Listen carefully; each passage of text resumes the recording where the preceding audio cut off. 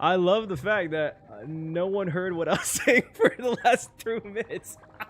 Oh, God. Oh, no. Oh.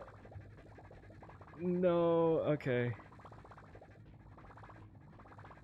You know what? I actually just saw a thing. Like, I literally just saw a video. I'm not sure how many people watch Atozy. He's kind of my guilty pleasure content where I'll watch him because he exposes, like, really, like, shitty people on the internet. And there was this one guy who just, like, got caught buying, like, drugs from his dealer and forgot to mute his stream. And oh my God, I was like, I think I'd actually rather I'd rather that sounds so bad, but yeah, I'd rather have it accidentally muted than have that happen. Anyways, this is off topic, but yeah, welcome everybody. Today, yeah, no, it's rough. I thought about that moment, but yeah, welcome everybody. Today, the main plan is. This time I have hand gestures with noise. We're going to do story predictions for 3.7. That's the main goal. I thought if you watch my reactions, normally I do I make them up myself, but I thought it'd be fun, especially for the ending of Amphoreus. We do like a group community theory. Theories. I usually do 10, like 10 predictions to the end of it. The first one is my own prediction. I said it in my last video. Cyrene, I think, will not make it. And I think to add on to that, I think from her trailer, she'll be, like, forgotten in the universe, which I feel like is a thing that's been played before, but I think part of the irony of the remembrance, because there seems to be... I'm not sure if this has been a thing because of the Greek mythology, the Greek inspirations for Amphoreus, but irony has been such a big thing for HSR recently in Amphoreus. So I think there's going to be a direct correlation, maybe, that the Emanator Remembrance will be forgotten by the universe. It would be very interesting. Yeah, Nina Fort, excited. Do you think Cyrene was part of the Express crew before and we just forgot about her? Yeah, I think it was... Who was it on the Discord? Was it you, Vampy? I think it was you, Vampy, that mentioned that she looks a lot like Dolly, right? Dolly from the Dolly who was the former navigator? Dolly Parton. Dolly HSR. Yes. Do you talk about leaks? I do not talk about leaks, Roxy. If you look at leaks, by all means, you know, that's on you. Like, that's your personal opinion.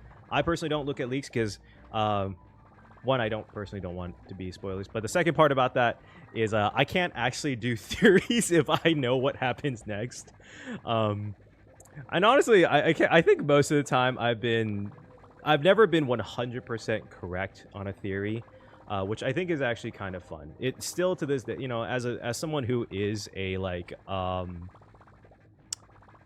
someone who makes like lore content for HSR, I still enjoy it when I'm wrong because I don't know what happens next. Oh yeah, the background noise. Here, actually, while we're talking about this, let me just start actually running through the farming for her stuff, and then I'll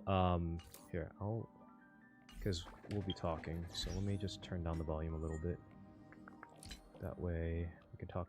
You could hear me a little bit better, and I can also hear and make sure that I'm actually farming my character. Kit leaks. That's the only ones I'm okay with. I try not to still, just because usually sometimes they will expose some things about the lore. Like, that's one of the few leaks I don't really mind too much, but I just personally don't try. I personally still try not to. But it's not really like a big deal for me. But yeah. Have you seen the Iron Tomb countdown vids on Bilibili? Yes, we have. We're actually I remember watching. So it was a. There was only 3 or 4 of them, right? It was Valerie, I think, on our Discord who shared it last time. It's still pretty loud, actually. But yeah, no, I have seen them. Is there any new ones actually? Are there any new ones that came out? Let me see. HXG. This is the only one I know on Twitter that's been posting it. Someone compiled them together. There should be a new one tomorrow. Tomorrow.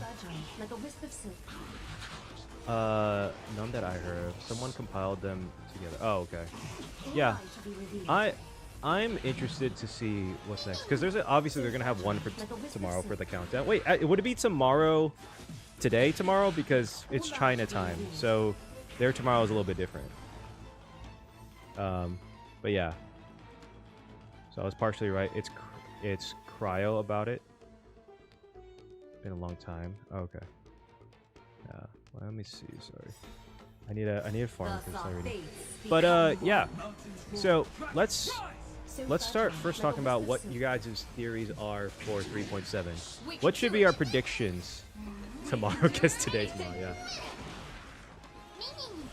But yeah, it's always a bit confusing. It's like, what time does the 3.7 release? It's like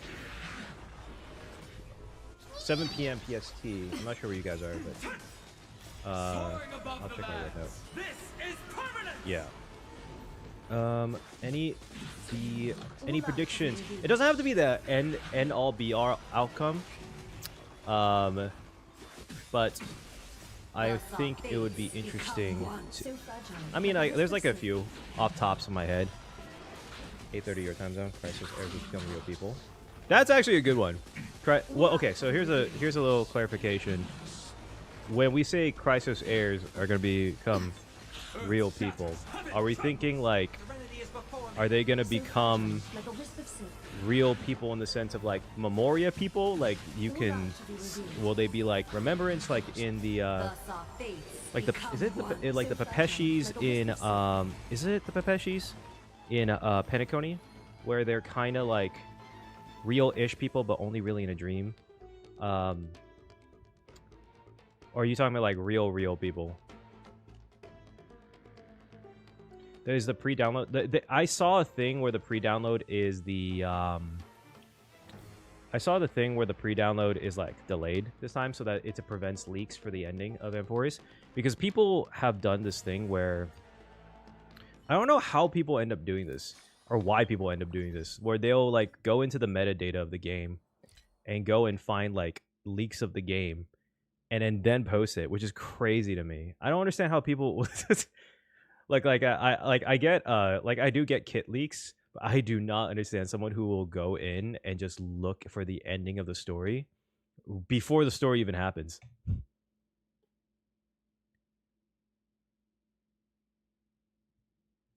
Yeah, okay, so I assumed, maybe this was just me, I assumed I assumed Pepeshis are only in the dreamscape. Pepeshis HSR is altered due to Cyrene. Oh. Anticipation, yeah. I'm down to put, okay, for now, I'm down to put Christos heirs, Amphoreus will become real. As we're typing out, anyone who disagrees or something, we can kind of work it out. Real. We'll put real in the quotation marks. But what's I'm trying to see anyone who has like something.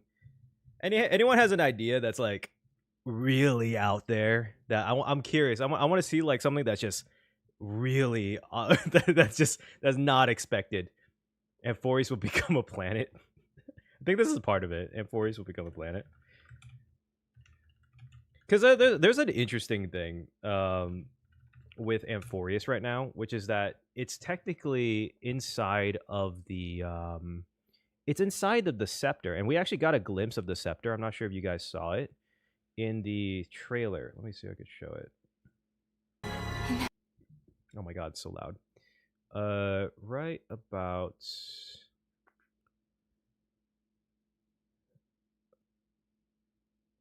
Nope. This is such a good trailer, by the way. This is such a good trailer. I actually. Oh, you know what? I'm gonna add this. I want to see what you guys think. Herda will use the imaginary impulse bomb. Is it a bomb? Impulse implosion thing. And the reason why I say that is because there's a thing right here. Right here. Let's go see my scene. I'll do that theater mode. Once you take this step. God damn it, can you I always forget how to do the scene by the seconds. Oh, there it is. There it is how you do it. Where is it? Was it near the end of the trailer? No, I don't think so.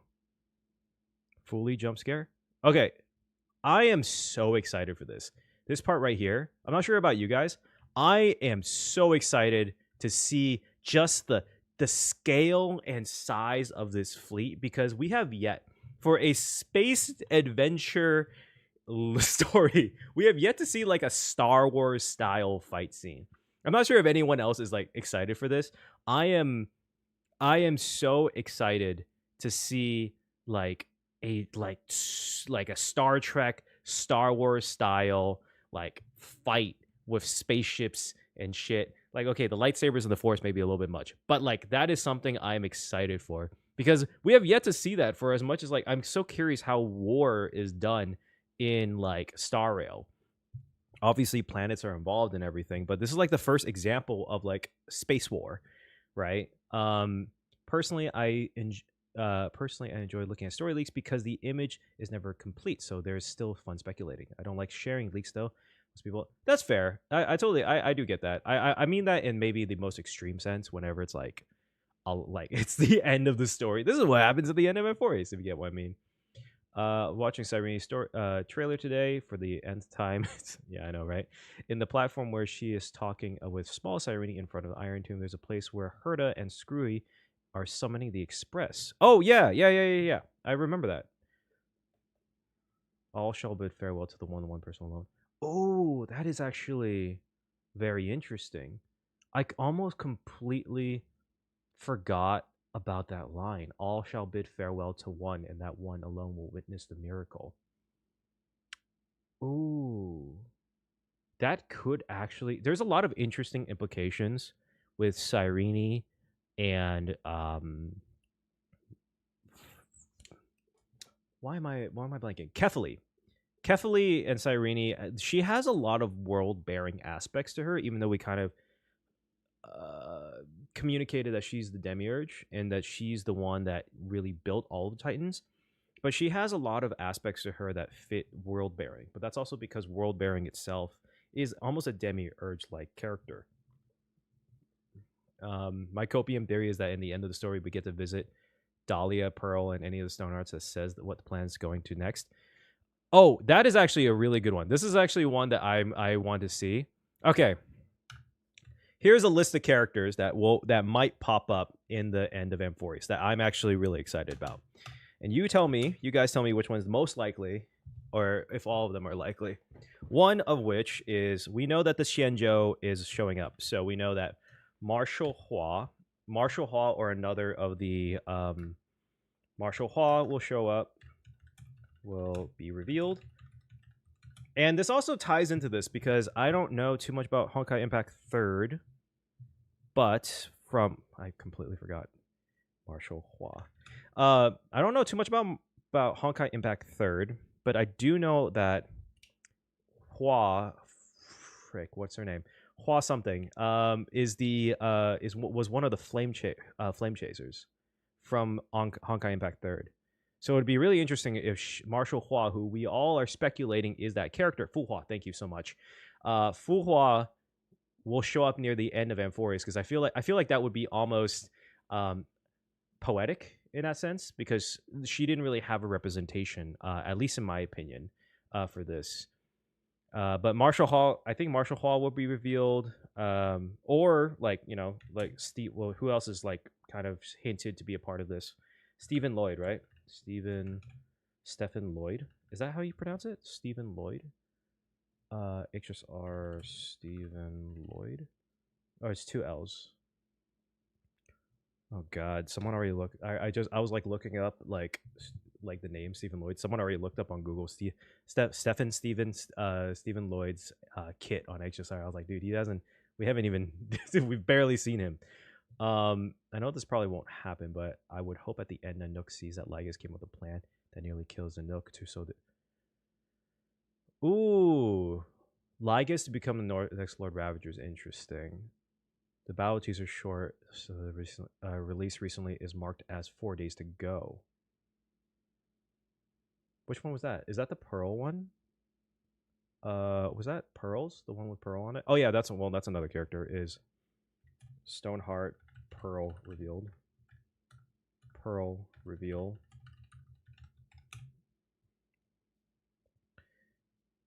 Who else was said to be a part of this that we haven't met? Another of the generals. Memocopious Mount Snatchers are given since that the final fight. Oh, actually, you know what would be interesting? Another one. We're only gonna pick like a couple of these, or we're gonna make them all into one. I don't really know, but the Child of Anasrava, Cyrene and March's sister. That is like the head of the Memo Snatchers. Of the Memo Snatchers.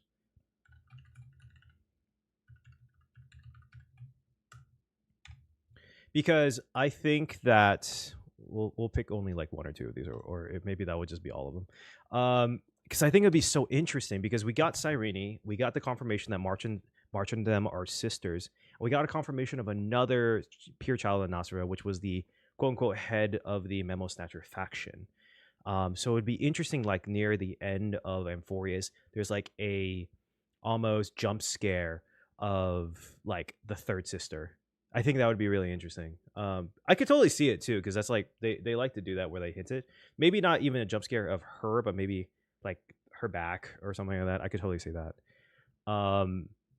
Amphoreus as a scepter gets destroyed but is recreated. Seed Amphoreus. I feel like that's a bit closer to this one. I agree though. That is my main theory. That is the actual scepter gets destroyed, and I keep going back and forth with this because my brain's going and I'm reading all you guys' stuff, which is kind of fun. But just bear with me. What I was saying is that I think Herta will actually use it. This is it. This is the scepter. I'm not sure how many of you guys actually got to see this.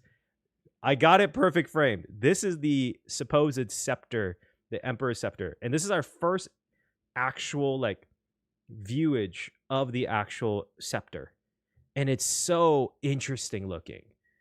You could see all the little mechanics and clocks, and it's a giant. It's goddamn huge, and it's so funny because it looks nothing like the actual Emperor scepter. Well, it's okay. Wait, is that the scepter? Or is that Skrullum's mech? Is that planet Skrullum? I thought it was the scepter. I know he brought a I know he brought the weapons, but I kind of assumed since they're going. Is it? Are they facing this way, or are they going away from it? Is that his ship? God damn it! I was all excited, and then okay, that's fair. That's fair. You guys can catch me on that. Oh, maybe it is. You're right. Thought that was Skrullum's planet weapon. It could be actually. You're right. I thought this was the scepter. Hold on. There was a thing where you could see that the explosion. Hold on. I'm glad that we could see Herta actually on her ship. That's cool. Yes. This right here. Actually, wait. Oh, shit. You are right.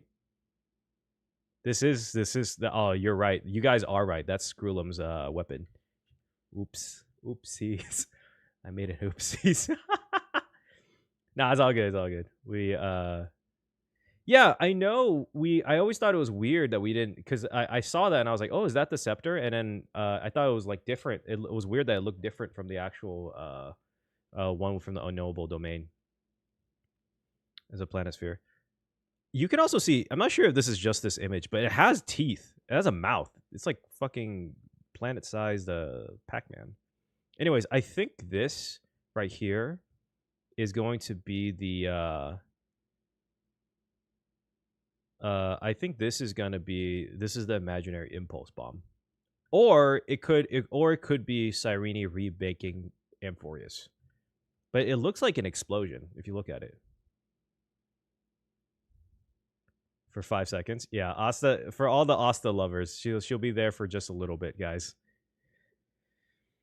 I had a thought that Xandar found Cyrene floating in 6-phase ice like March used her to make. Yeah, that's what. Okay, so there's no. It's not confirmed, but that's kind of what is implied.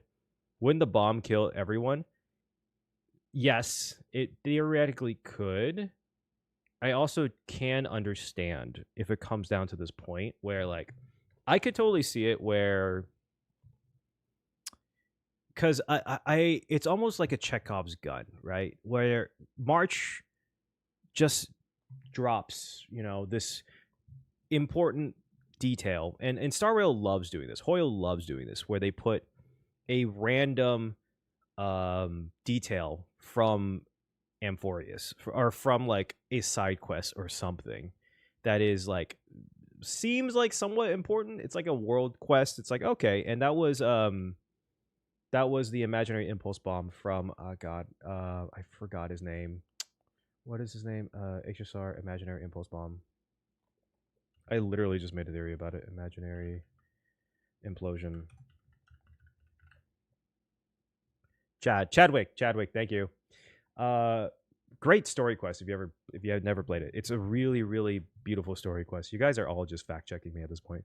It's a really great story quest, but they always love doing this where they put a hint towards something and then they let it go for a little bit, and then suddenly out of nowhere they'll bring it up again, and you're like, whoa, that was like a far away take. Like, where did that come from? And then it'll suddenly become story relevant. That's kind of where I'm seeing here, because it just seems out of nowhere that good night Zenith, seems just kind of out of nowhere that March just drops this fact, which isn't like a crazy fact, right? Like, it's not like something that not everyone knew, but like it was just suddenly dropped that Chadwick's that Herta has Chadwick's bomb or Chadwick's implosion weapon. And I'm like, that has to be relevant. That has to be relevant at some point, because it's been mentioned twice, and it's like the third time is the time when it actually happens. I don't think Amphoreus will become real, but their memory will be preserved, and as I've written, which will become real, and Cyrene will be the one that bid farewell too, but because she didn't put her card in. Yes, I know what you're talking about. I think that's like I think we all kind of agree that Cyrene is not going to make it, which is kind of sad. I don't think there's a single person. I have not seen a single person that has made the prediction that Cyrene is going to make it. I'm just being honest. Like, I don't think anyone has actually. I've seen anyone do that, which gives you an idea of how many death flags are out there for her. I do also wonder if I mean, she could also like have this thing where Hoyo is just like, because I could totally see this where she doesn't make it, but there's that small version of her which is her like memory from the 33 million cycles is going to be a part of the new Amphoreus, where the new Amphoreus where she remakes the world will have small Cyrene. I could totally see that happening, actually. I think Cyrene is going to make it to go with the Trailblazer to help Acheron. Help Acheron? Like, against Sephiroth? Is that what you're saying? It's mentioned in Don Hung's section that species in Amphoreus are popping other worlds, so tap into the rest of Amphoreus' cast. That could be. It could be interesting. I didn't catch that. I didn't catch that immediately, actually. That could be a very interesting point where... God, there's an interesting. I don't understand how Genius Society members can become Genius Society members, because there's so many levels in Amphoreus and in Star Rail in general, where there's just reality bending rules, and like in our world, right? When we make a theory or we make a theorem or we make a law, it works because we can't bend reality. But like the fact that like remembrance or elation or like what was it, enigmata can be like just sprinkle anything and just make things go crazy is I don't understand how you can make a law of anything in this world, to be honest with you. I do think, but it'll be stuck in the past. Oh yeah. You mentioned the bootstrap paradox thing. Amphoreus is stored inside Sirene's memory, so she'll join the astral. Ooh, that will be interesting. It would be kind of funny to have like a mini version of Amphoreus just be a part of the Astral Express. Wondering why Beauty wasn't involved in Amphoreus. Come on, the Drilla Amphoreus only being seen by the mirrors of the garden. Okay, so the thing about Beauty is that the only part about the mirrors with Beauty is the mirror bearers. I think what it's called, mirror bearers, where they are the ones who are supposedly the emanators of beauty, quote unquote. That's what they claim themselves to be. I don't know, because the thing is, Beauty's currently dead, as far as we know. We don't actually know. But yeah. The writer of the story has made a lot of outs. Enigmata is one of them. Yeah, dude. Yeah, that's the thing. I'm not sure. It's just like they claim the story is a sci-fi adventure story, and then there's just so many ways where I'm like, I can't make a one of the like weird things that happens with me is when I make a theory about ZZZ, it's a lot simpler to make a science theory about ZZZ, because I could be like, okay, this thing works. For example, like ether is a thing in ZZZ because that this also applies to this, which makes it this, and this is the law that applies to that. Star Rail has broken its own scientific quote unquote laws constantly. So it's like I can't make anything like that, you know? Do you think Phynon will be brought back as a Lord Ravager? You know, the thing is, I feel like Phynon, in my opinion, is a Lord Ravager. And because Phynon is a Lord Ravager, what I think might happen is that if we kill Iron Tomb, Phynon will take their place and become the well, because they're kind of made of the same idea. They're made of the same points. So that's probably why Iron Tomb has the same color scheme as Phynon. It's gold and black. If you see in the live stream, they're the same exact color. Let me see if I can find it. Let me go to live stream. Where is it? Yeah, like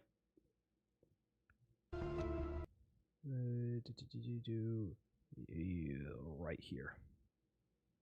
Like this is just Phynon's color scheme, like almost exactly to a T. Right here, that's just Phynon. I mean, I'm not saying that is Phynon, but like that. But what I feel like is going to happen is that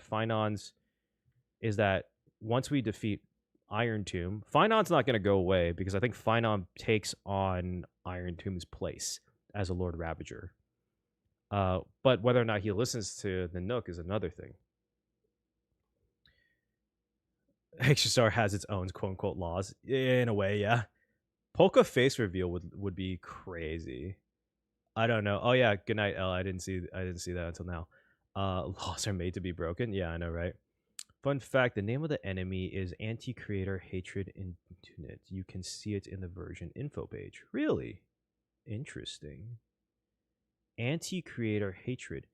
Anti-Creator? That would imply that Iron 2... Oh, here's a theory. Oh, here. Anyone down for this?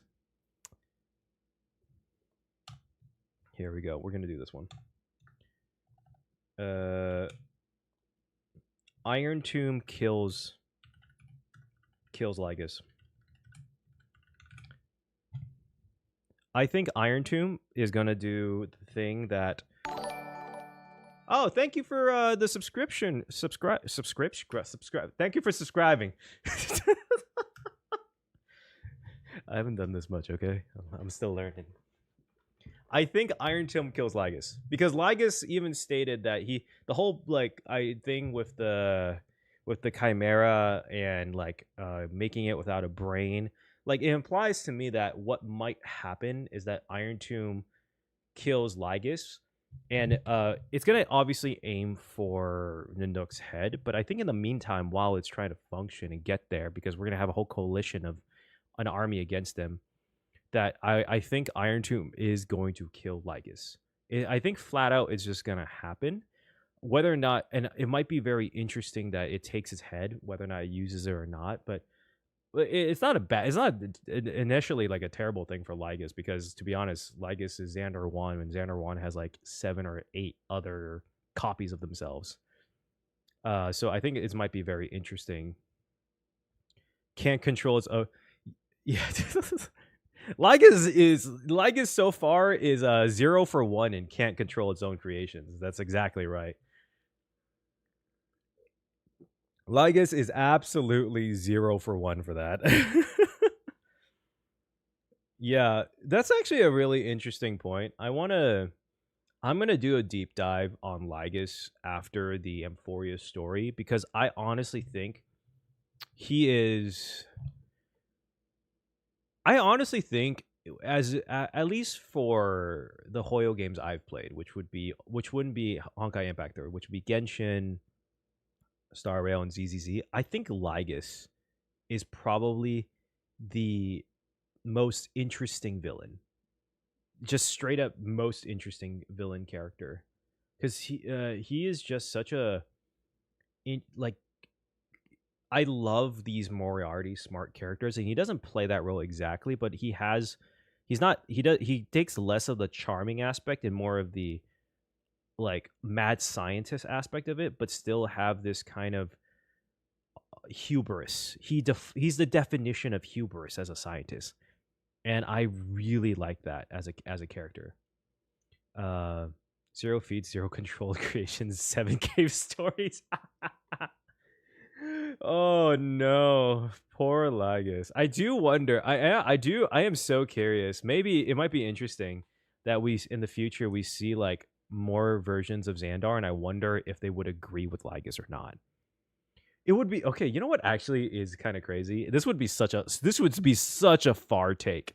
How many of you guys watched One Piece? How many of you guys like are caught up with One Piece at all, or like read it or anything like that? His VA is amazing. Lygus's VA is so good. So what if Lygus's like separating of body is like fuck, what's the genius in, oh my god, Vegapunk. It's like Vegapunk. If it's like where Lygus is Vegapunk, so that it splits his body into 7 or 8 pieces, and each of them have like a version of himself.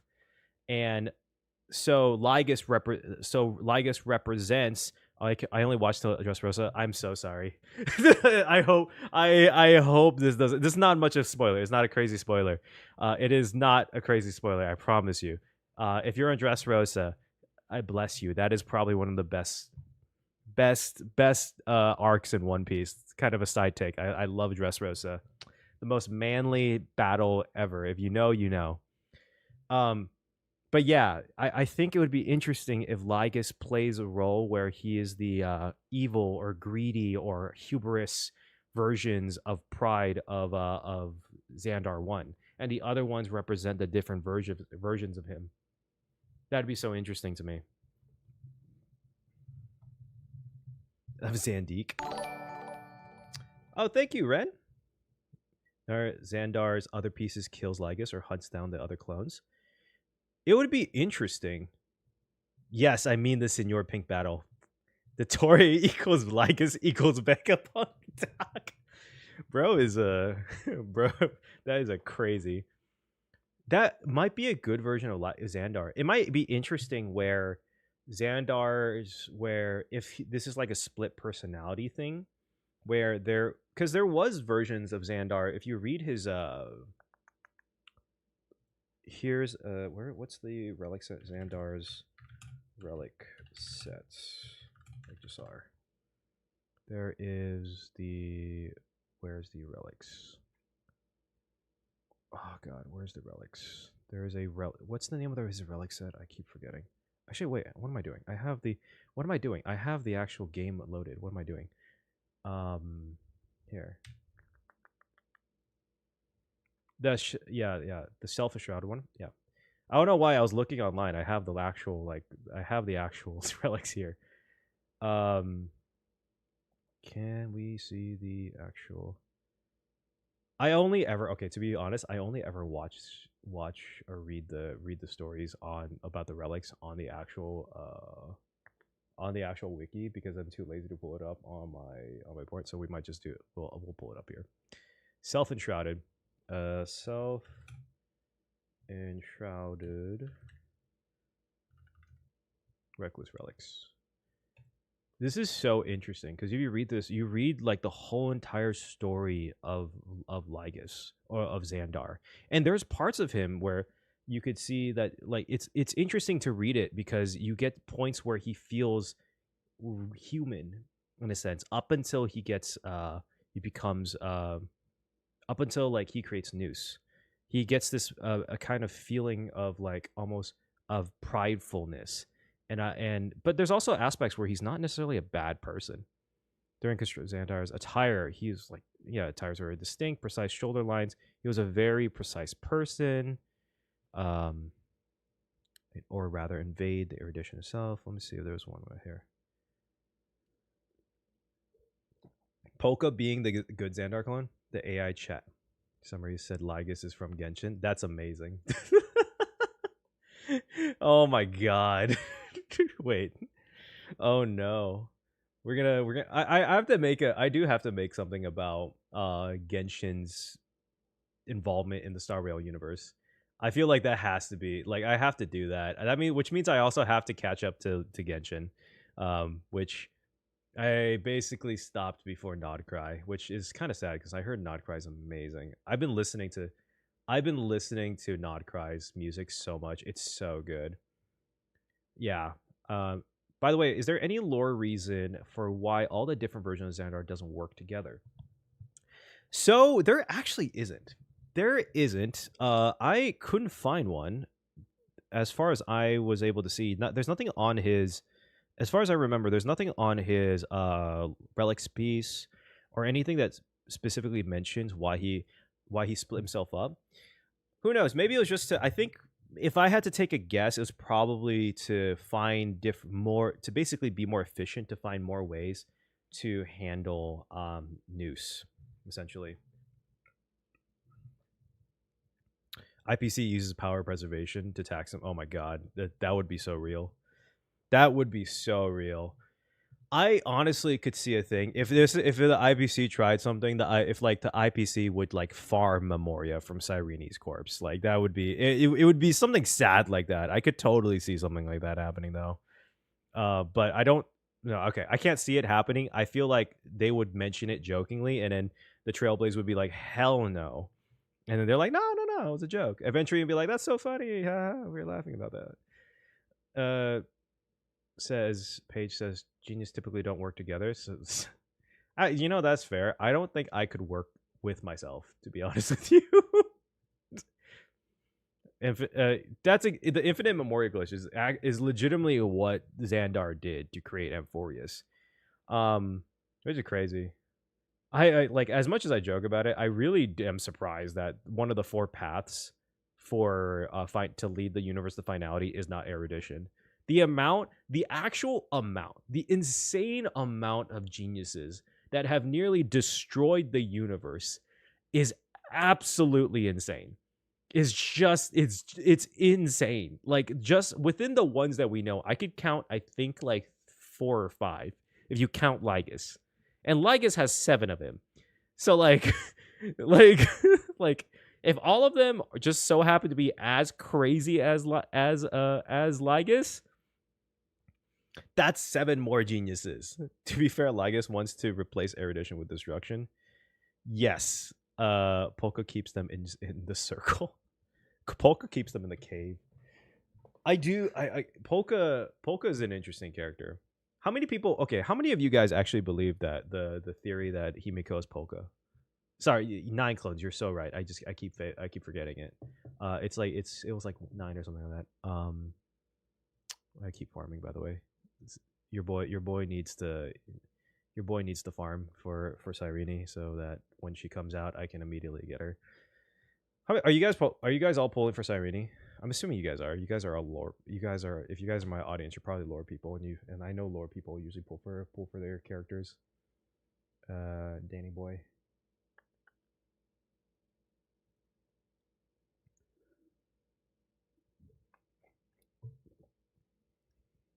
Nah. Oh, really? 50-50 on that theory. Apart from the Ruperts and primitive editions, rather just doing their own thing. Yeah. Dude, I want Dahlia so badly. Admittedly, I forgot who it was asking me about leaks. I didn't see a leak of her kit, but I'm excited for who she would bring back. I am excited for who she would bring back. Or for the meta she would bring back. Personally. Yeah, I'm not a big fan of the wedding dress and ring though. I like get it in a lore perspective if they play into it, because if they're gonna do that, I hope they play into it in the sense that she represents Hera from the Greek mythology. Where, if you don't know, Hera is the goddess of ceremony and weddings and childbirth, and so I think there could be an interesting play here where Cyrene almost Cyrene like kind of plays into this role of being the queen of the gods, queen of Amphoreus, represents love and ceremony, and gives birth to a new world. So in a sense, like that works. I want them to play, if they're gonna do the wedding dress thing, they have to play into the Greek mythology aspect, because if they don't, it doesn't really like. I feel like it doesn't work. I feel like it's a little bit too cringy, in my opinion. But I totally get what you mean. I really totally get what you mean. There is so many aspects to Cyrene's like whole kit that has to do with weddings and love that I'm like, she has to, you know. Alicia, how she wanted to marry humanity. I don't know too much about it. I did hear about that. I do think it's kind of like, you know, think what you want. Like, that's just me personally. I never played not Starro. I'm played Starro. I literally do this for like, I'm literally creative for it. I never played Impact, so yeah, they better explain the story. Like,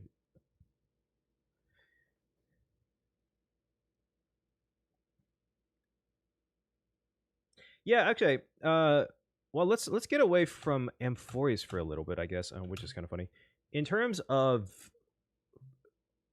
do you think there's gonna be any hints? There's already been a couple hints, but do you think there's gonna be any hints in the end of 3.7 that gives us a confirmation of where we're going next, or do you think that will happen in 3.8 specifically?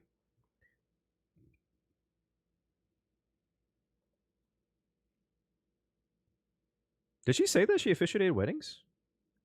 I do not remember that. I could totally see that though. That totally makes sense. 3.8. You guys think 3.8? It's like Amphoreus is being molded towards Alicia and not the other way around. Ooh. Topaz being in the shop at least thinks Fall will come back probably. You think 3.8 stream? You don't think that? I feel like at the end of 3.7 they have to do something that hints towards the new region. I don't think it's going to be like a reveal, maybe not a name reveal, but I think there's going to be at least like a hint towards 4.0 region. Like not necessarily a reveal, but like something like, yeah, like they'll tease it. Like they'll be like, oh, the okay, my personal thought, I'm not sure if this is true or not. Please don't like I didn't see anything about this. I personally think the 4.0 region is going to be about elation. Just with how much they're pushing Sampo and Sparkle and Honkai Impact Third, and the amount they hinted towards the Mass Fools and Pentaconi, it just makes sense because they do this thing where the region before the region that is revealed, they hint towards a little bit of the stuff. So Like the fact that Penacony had a lot of elation in it, which had nothing to do with Amphoreus at all, which is surprising to me because Greek theater came from Amphoreus, or fuck, what am I talking about? Theater came from the Greeks, and Greek inspired Amphoreus. We need therapy and laughter therapy. Yeah.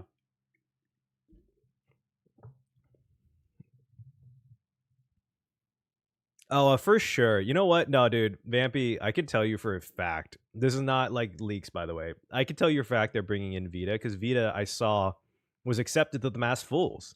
There's no way they're not gonna bring her to Star Rail if that's not a thing. I'm just saying, like, it just has to be. It just has to be a thing. Like, I like Elation's gonna be in 4.0. I feel it. I can feel it in my soul because of just how much they're pushing it. Might reveal what their plans are with reuniting the Astral Express. Oh, actually, just on that note, Elio reveal? Do you think there's gonna be an Elio reveal? Because they just randomly came out with the Stelleron Hunters again in front of Amphoreus, which shows that they're there. Unless that screen in the actual thing is gonna be like is more so like a like I don't know a script screen or something like that. Too soon? I don't know. I would say okay. Is there any other? By the way, I'm not sure if any of you can say it. There are the Galaxy Rangers. Rangers reveal more Galaxy Rangers.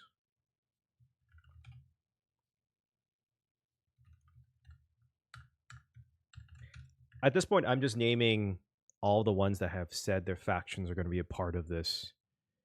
My silly joke headcanon is that the cat is the real emanator. It's only the cat that speaks to Elio because he gives good scratches. I kind of love that. It would be so funny to me if Elio is actually the cat, but the cat is Elio's real body, and because it became an emanator, it became that the cat became sentient and got like a thing. I don't know. Dude, I would love a pirate Galaxy Ranger. Dude, I would love a space pirate. Dude, that'd be amazing. Like a Han Solo or a Cowboy Bebop, like in Star Rail would be so sick to me. I would love that. Imagine Elio's revealed to just be Stell is taking in a black cat as they are found in the dumps. I made a worm and emanator, so I can't Terminus is a cat. Dude, Constance T's in the port. She was supposed to be involved with a remembrance. That is a good point. Because Constance has been teased to be a cremator, and we actually, for a world of remembrance, we haven't seen a single cremator yet. Actually, how long do you think the HSR main story is going to last? Like Genshin till around 9.0? To be honest with you, okay, this is my personal thought about this. As part of the reason why I continue Star. Yeah. I feel like Star Rail is gonna be their cash bank for a while. Like it's gonna be around for a while because they purposely made this is objectively not like a I'm not talking about this on the lore perspective. This is like game perspective, like business decision perspective. And one thing I really am interested in sometimes is like the business decisions that come with storytelling. It's that Star Rail was made by Hoyo to make a never-ending possibility for a story, or one that stretches as long as possible.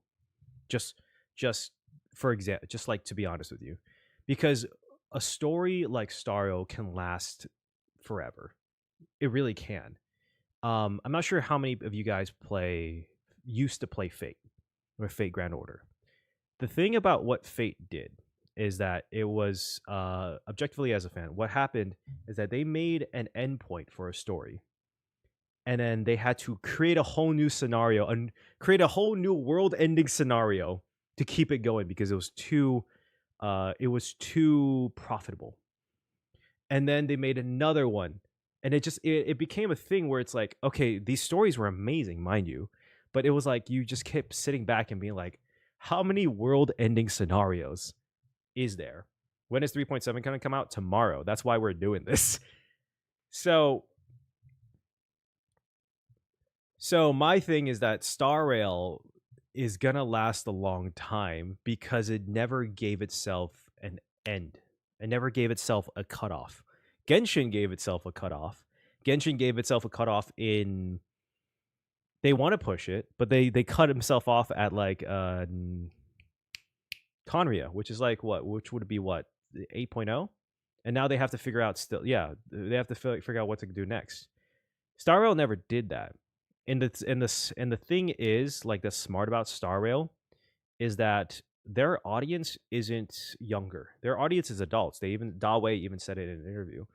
And so the Star Rail's the people who play Star Rail know that like most of the people who play Star Rail play it on their phones are adults. And that's because honestly, I mean, just be honest, like there's a reason why I'm not fully like, built. I haven't fully built prepped for Cyrene yet, is because honestly, I play Star Rail not as much as you might think as someone who's a creator for Star Rail.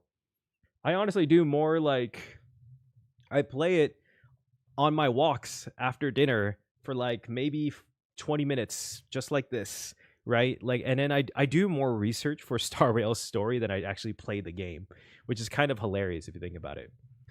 But yeah, no, I've been on this topic for a little bit, but Star Rail is going to be around for a while. They know that. They know that for a while, for that's going to be a thing. Yeah, it's just so easy to pick up and play as a busy person. But anyways, let's get back to the actual stuff. I feel like, yeah, you're playing it while watching the stream. I play it when I'm like watching some documentary or something on the TV. So that's like my thing. So, anyways, I feel like it's not. I don't think we should make all of these points. Maybe like 2 or 3 of them, and I'm gonna let you do. I'm gonna let you guys vote for which out of these 3 or 2 or 3 that we should add to the predictions list.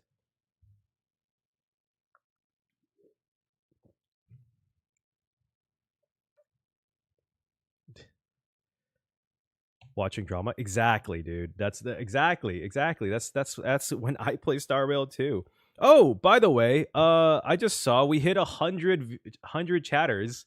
Welcome. Thank you so much for stepping in and chilling with me while we're making predictions. We're holding a vote. I don't know how to make a poll on this thing, but yeah, 2 realistic, 1 wild card I think would be fun. If you guys just pick out, I'll just see which one's is the most, and then we'll just throw it on there. But yeah, no. The fact that there's also 100 people, thank you all for coming in and hanging out. Oh, the Shenzhou wanting Golden Blood. That is interesting. That is actually really cool. All right, I just saw the name ABGSS. All right, my dude. Look, I'm not knocking it, but I'm not knocking it. I am not saying anything, but we all know where that name comes from, okay? Isn't it? Has it been confirmed that Stephen Lloyd is a kid? I thought it was confirmed that Stephen Lloyd is a kid, right? I'm not gonna look it up because I don't want to get spoiled in case. But I thought Stephen Lloyd was a kid. And while you guys are looking this up, for the people who haven't seen it yet, I think it might be good for me to pull up the actual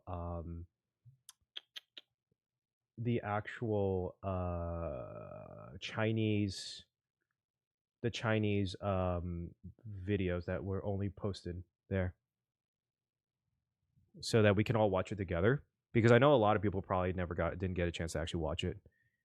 I thought I could have. I don't know exactly where it said he was a kid, but I for some reason remember hearing that he was a kid for whatever reason. I only saw where, if anyone has like a video that has a video that has all of them together. I would appreciate if you could post it on the like Discord. But if not, we'll just run it through the individual links I have here.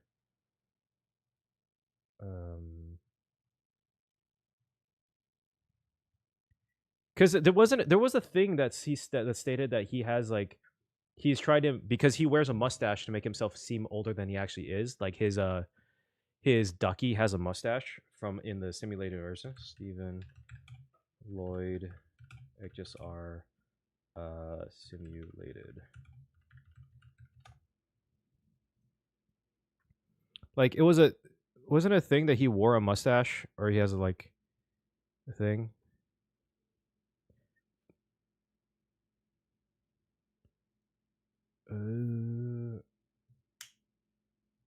Hold on. I just saw the actual. Give me 1 second. Give me 1 second. I saw someone just posted it. Where is it?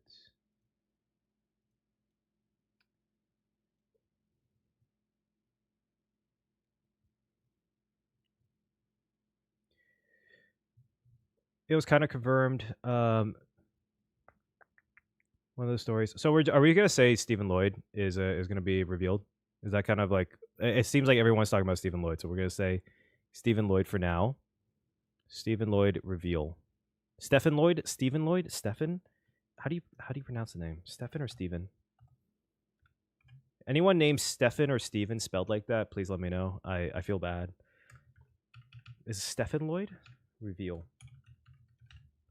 Imagine he's just a Pepeshi. God, I could.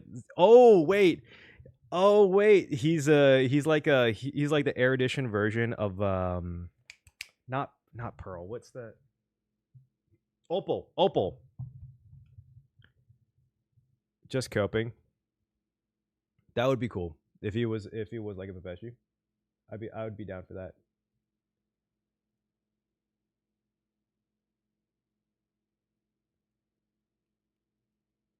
I saw someone just posted the story thing. So let me see it. Sorry. There we go. About 4 paths of finality. Steven Universe HSR. Opal, yeah. The 4 paths of finality. So it's interesting. I mean, I feel like destruction and nihility is kind of self-explanatory. It's interesting because one of the things is that we're kind of it's kind of been confirmed that has to be a certain event that happens when it comes to make a path a actual, like, make one of the paths one of the finality ones, because it was right around here. Was it right here? In the name of love, she will treasure all that has faded till the end of time, when the remembrance becomes the 4th kind of finality. Yeah, so it is kind of this like term of becomes the 4th kind of finality implies that it's not set in stone yet. Like, this is not a prediction from Elio. This is not a prophecy from Elio. This is things that has happened to make sure that this will happen. So in that case, it would mean that there was a thing that happened with destruction, with nihility, and with harmony that forced them all to become parts of the actual, like, to be part of, to make it become the finality, right? So with the remembrance being one of them, this is exactly what happens with Cyrene doing something that forces the remembrance to become the 4th finality. Destruction, honestly, is probably just the actual birth of Nanook was the event. And theoretically speaking, you could technically say, "Oh, thank you, thank you for Cosmic Abyss." You could technically state that someone posted a playlist in your YouTube chat to all the CN and YouTube videos. Oh, okay, thank you. Yeah, I pulled it up. I think that the final, what's it called? I lost my train of thought. The destruction technically becoming one of the passive finality implies that erudition was one of the ones that pushed pushed it. So technically erudition is one of them because erudition caused the Mechanical Emperor's War, which caused the destruction to become one of the finality, or one of the ones that cause finality. Yeah, so it's like in a way, I'm still confused if one finality path will result in the end of the universe or the 4 finalities all need to happen. That's actually a good question. I don't know. No. It is. I think it's all 4 of them. I think it's all 4 of them because she says that there's 4 of them that will push. Maybe not all together, but there will be 4 of them that will push. And it makes sense. Nihility makes sense because it's just nothingness. It's probably what happens after the finality. Destruction will probably cause it. Nihility will suck it up. Remembrance is what is post it. And so yeah, it would be that. Equilibrium will stay neutral, so there's not really one thing. New short just posted on Red Note. Is that another one? Let me see. Someone share it. Someone can share it. That'd be great. I would need to find it. But here, I think it'd be good for all of us to watch it so you guys know what we're talking about. We'll just start from the oldest one coming in. Does this one have the English translations? Yeah, it does.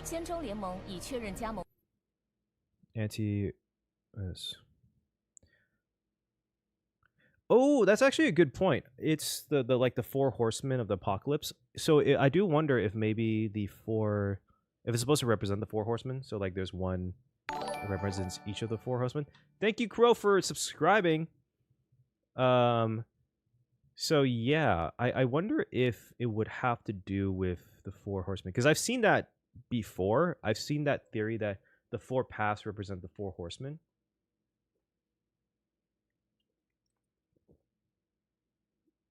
Do you want to see Poker revealed? What if she is Himiko? It would be all over that.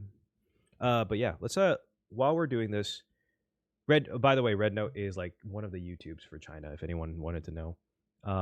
We'll go over each one of them, and then if there's a new one that's posted, we'll all watch it and react to it together.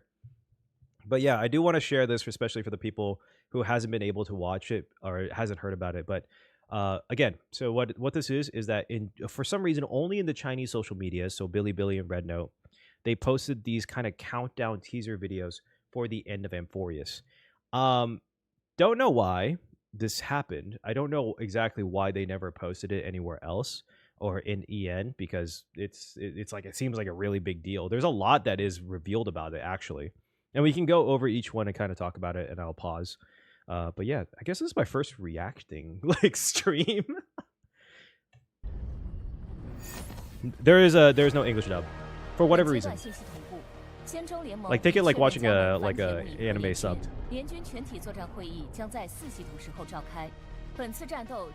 Two fronts.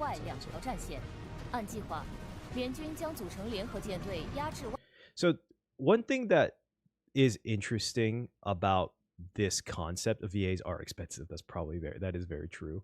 I could tell you the price for VA work is not cheap, especially for like the ones they hire. Because Iron Tomb, okay, there's a weird thing about having all of this together because this would be technically the first time we see a full battle scale against a single enemy. Because Iron Tomb is a single enemy. You can Wildflower, you can post it on the Discord. I think it would be easier so that we can all have a chat there.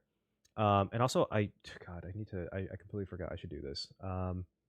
For anyone who isn't on the who doesn't know, I have a Discord where we talk about theory stuff, and so I will put a link somewhere eventually.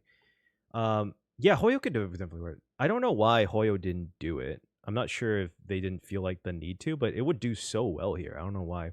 But anyways, what I was saying is that I don't know what they're expecting here, though. So, like, because Iron Tomb is just a single being, right? It's a single godlike being.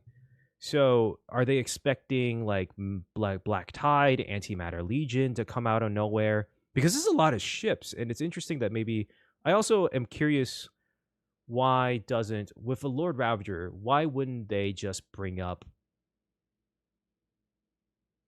emanators? Just like could Marshall Hua and Herda and like maybe even Diamond take on Iron Tomb? Like I know he's a cosmic level war thing. Mentioned saving surrounding planets from Amphoreus. Okay, that makes sense. That's true. Like it is a Lord Ravager, but I like the idea of Herda. Like if you got Herda, Marshall Hua, and Diamond all in one place to fight Iron Tomb, I feel like theoretically it could work, right? Or maybe they did say in one of these videos that Iron Tomb is like beyond an Emanator level, but it would be interesting. Yeah, I mean, yeah, that's just an example, but like I know Hua is probably frontline against the Abundance, but I'm just saying.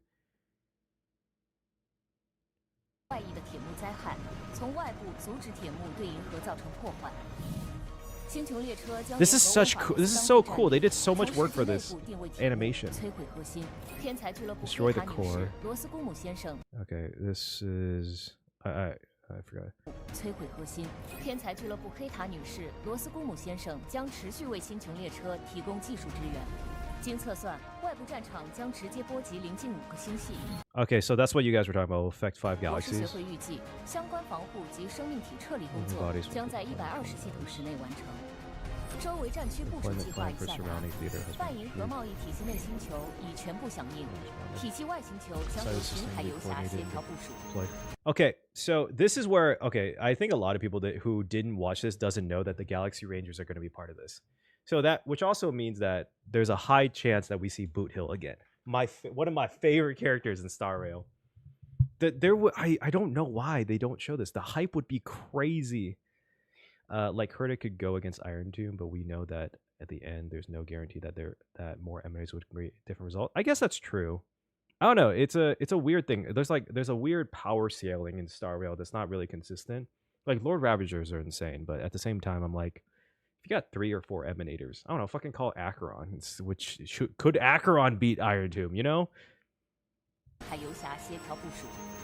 公司战略投资部主力舰队将于12系统时候。Oh, you're right. It is Planet Skrill. I don't know why I didn't. I was so excited I saw it. I thought it was the iron. I thought I saw it was a scepter. 黑塔，斯蒂芬已经开始行动，他会协助我们破解权杖的屏蔽协议，因此，他将拒绝你的会议要求。Oh, so he's not coming. 他的态度与我一致。 Could Acheron not get lost in her way? That's true, actually. That is so true. Acheron could just we could call Acheron and she just would not show up because she got lost. Wait, does anyone know why Stephen Lloyd became a Genius Society member? Spends most of the time in his adoptive father's fruit shop. Incredibly gaming. Okay, he does sound like a kid. Very shy, speaks. Yes, Herda claims he should be the one guiding. Yes. So it seems like he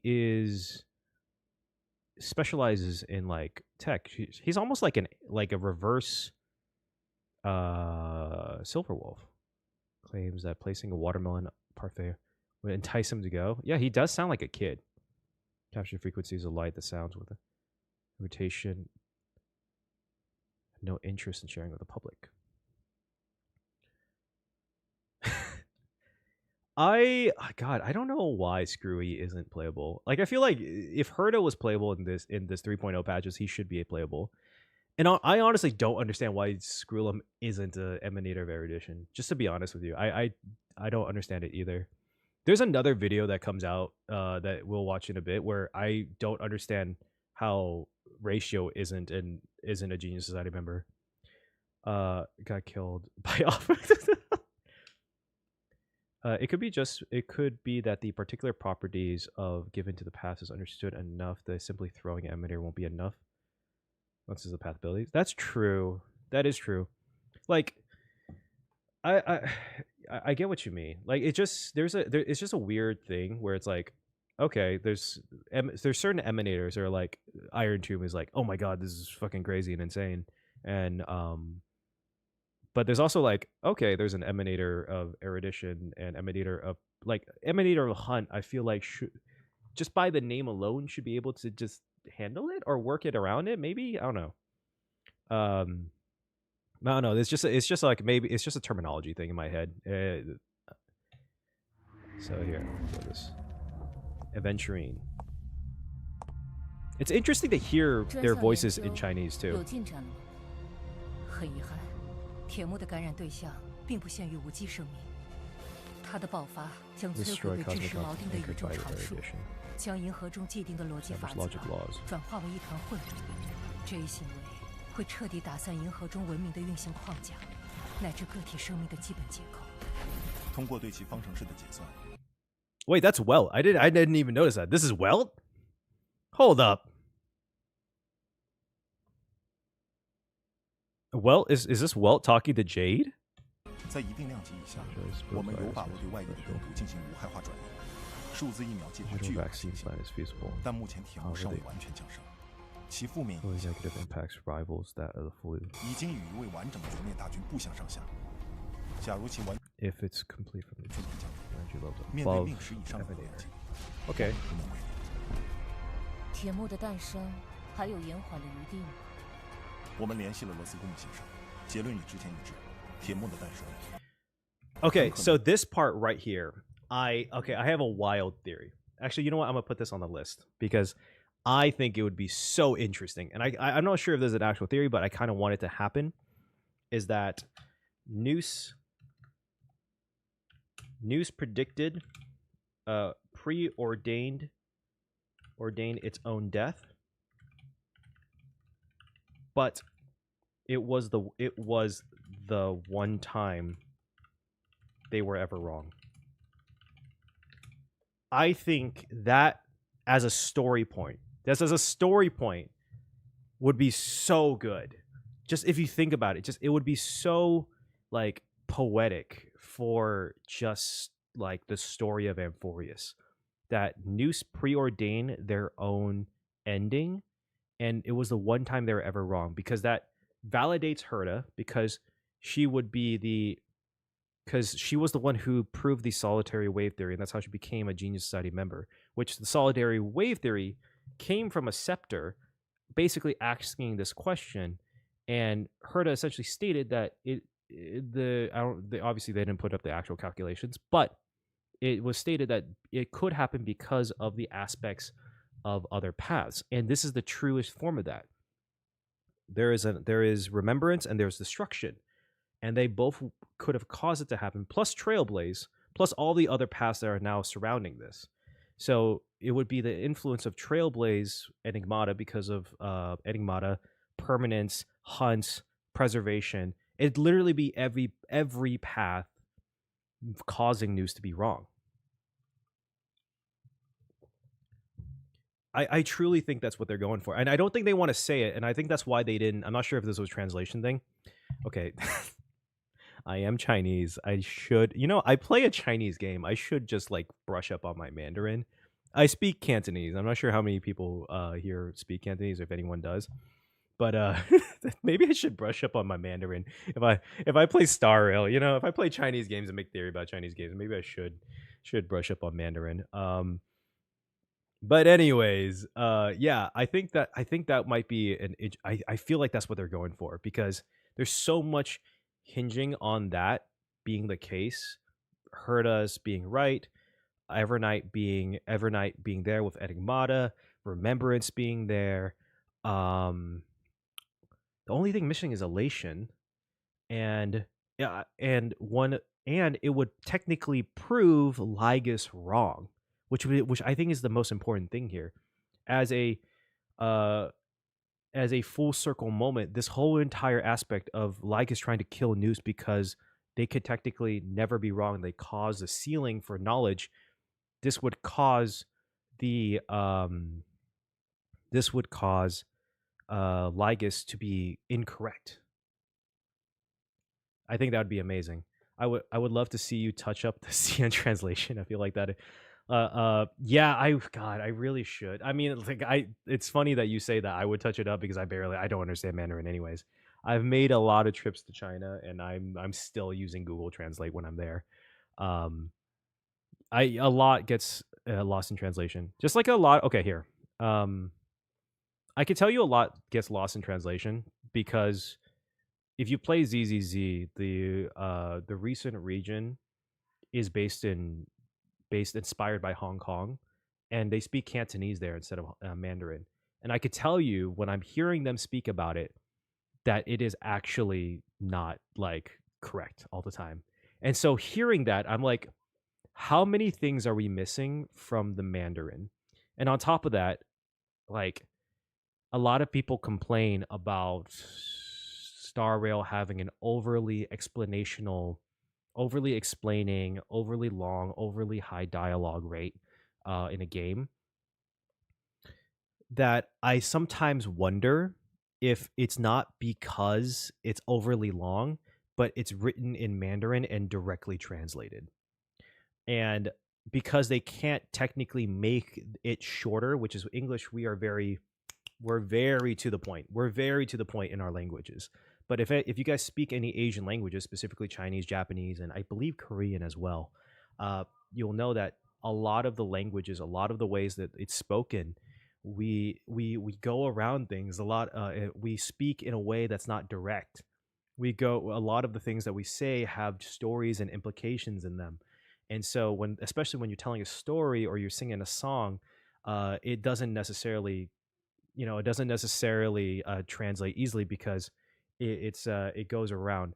There's actually a really good example if you ever watched it. It's actually from Full Metal Alchemist Brotherhood. Weirdest example, but there's a scene where the Alphonse and the Linling, the girl, were trying to figure out the difference between Eastern and Western alchemy. And then Alphonse is just saying like, hey, it's a scientific thing. This is one thing to another to another. It's an equation. And then Linlin's like, no, you have to have the dragon go into this, and that's how the dragon from the earth implies this thing. And that's truly how a lot of Chinese stories and Chinese even scientific books are made. And so it's like are explained. And so it's like, if that's the case, and with a complicated story as complicated as Star Rail is, it's like, I wonder how much just does not get through to us. Yeah, amazing. Full Metal Alchemist Brotherhood. If you ever want to watch an old school anime, God, I can't believe I'm saying that's old school. I'm so old. If you ever want to see a good old school anime, watch Full Metal Alchemist Brotherhood. It is like the OG amazing shonen, one of the OG amazing shonen animes. But yeah, I got on an off topic here, but like that's something I've always like thinking about. 2009. Oh, don't say that. Oh, is it really 2009? Was it really 2009? Oh, that sucks. Ooh, that sucks for me, bro. There's a new video just released. Okay. For Hannah, I know we'll get to that in a second. Let's watch this in order for the countdown, and then we'll watch the last one. I think that's appropriate. 这国事分寸锚定的时刻，不可避免。关键人在权杖内部，开拓能做到什么程度？以什么方式拖慢铁幕破壳的进程？做好最坏的打算，不计任何代价。明白。 It's so interesting with the hearing the Chinese and Japanese VAs. I've been drinking soda water. I think one thing that, okay, this is not in like a bad way. I really like the English VAs for Star Rail. Because there's certain inflection points they make, like Skrullum having a lot more robotic of a voice and everything. I don't know. I just really enjoy the English dub. Especially sometimes when I hear the Chinese dub. Nothing to knock the Chinese like voice actors by any means, but I just really like it.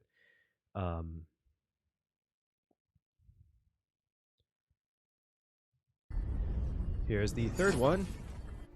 Pearl. So this is where okay.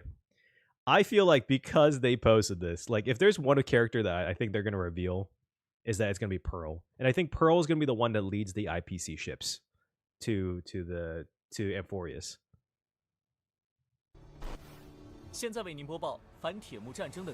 Okay, so this is I'm sorry, I'm stopping a lot, but I wonder how public is the anti-Iron Tomb war? Because this looks like a news broadcast, and I'm wondering, is this like a galaxy-wide red notice thing right now, or is this just an internal IPC military broadcast? Because this makes it seem like this is like a red notice for like the galaxy, like, hey guys, there might be an apocalypse happening here. All of your devices might turn into transformers and try to kill you. You know, I do wonder if this is like super public. Very public? Oh, it's definitely, yeah, that makes sense.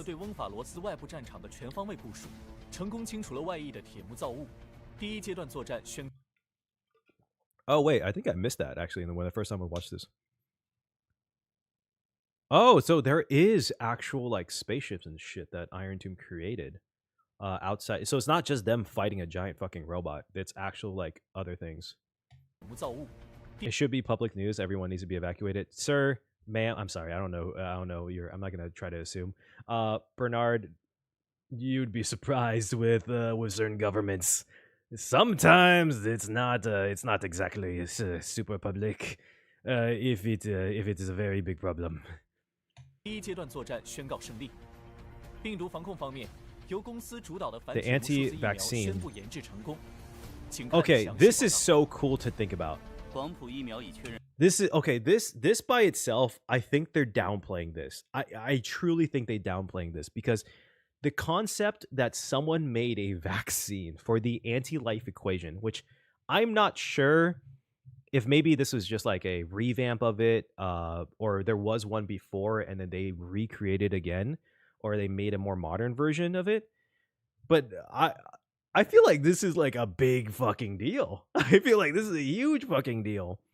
Like this to me, and based on based off of what we know about like about Star Rail or like the anti-life equation, I feel like this is a feat that would be at the level of a Genius Society member. If it was a single person that created a vaccine that cures one of probably the most deadliest virus ever created in the universe, that I feel like that is a Genius Society member like level of ability, unless like it's just Ratio being a spokesperson for this, which I don't think it is. But I feel like, you know, maybe that's just me, but I feel like there's something about it that's like insane. Again, I'm not sure if this is like they're recreating it or revamping it. If it is, then it would make sense. But if it's not, that's insane. Yeah, they quite literally said it was Dr. Ratio. We are sure it's placebo, so people don't go full panic mode. Well, they said that the only known cure for the anti-organic equation as of right now, which is before Iron Tomb version of it, is that literally just Men in Black wipe the memories of the Mechanical Emperor's War. The guild is smart too, but don't get me wrong. I'm not saying that. I'm just saying that I feel like a feat at this level is worth Noose's gaze. But that as far as we know, the only cure was to just wipe their memories. Yeah, he did. Like, I love Ratio. I love Dr. Ratio. I wish he was in the story more, and I wish I could use him more in battle. But hey, you know what, we do what we can.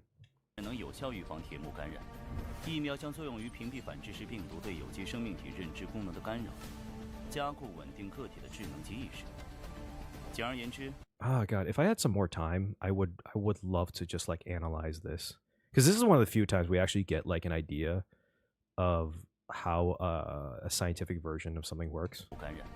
The vaccine will work by shielding against interferences of the anti-erudition virus Cognitive functions for it. So it's not really a vaccine. It's just like a shield, reinforcing, stabilizing intelligence, conscious. Oh, interesting. 个体的智能及意识。简而言之，只要星穹列车能在翁法罗斯内部压制住铁幕的核心，就问题不大。Yeah, no fucking shit. Thanks, Ratio. 铁幕威胁，星际和平公司再次呼吁民众保持冷静。Okay, you're right. It is more. 48个系统时内。Ensure targeted vaccine coverage on medical. 确保医疗体系内的星域实现针对性医疗覆盖。Only we were that fast in the 为了 real 众 world. 多文明共同生存的这片银河，让我们携手并肩，共度难关，为星际和平而战。Rough translations, yeah.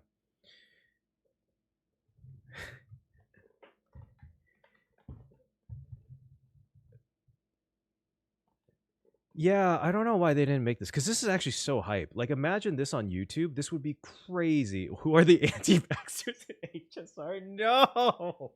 No, that's not gonna be a... God damn it, Juan. Oh, no. Oh, God. It just popped in.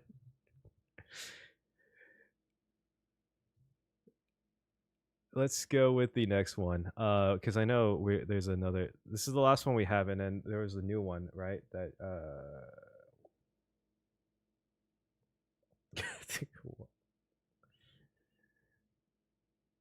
the anti-vaxxers is the true Lord Ravager. Oh my God, Mythos is having a great time right now. On the, this is the one before. Actually, I don't think I've seen this. Shenzhou Alliance. Wait.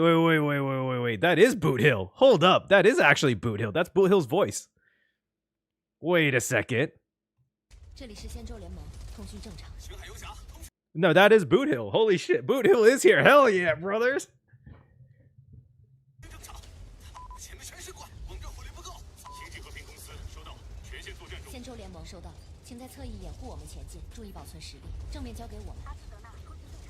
Asdana. Oh, damn. It's Asdana. They went as far as Asdana.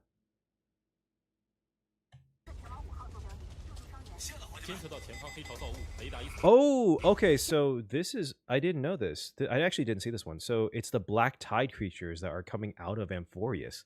Oh, that's fucking insane.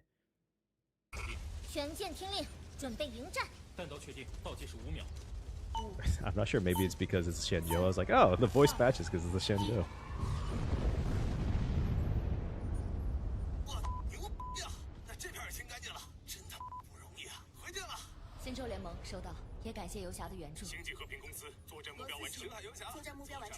Planet. Okay, here. We can get a full list of everyone here.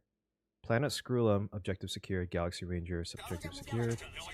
Blue, objective secured. Blue, Asdana, objective secured. Doctors of Chaos in a route. Oh, that's cool. The Doctors of Chaos are gonna be there? Ooh. Oh, that is cool. That is a drop.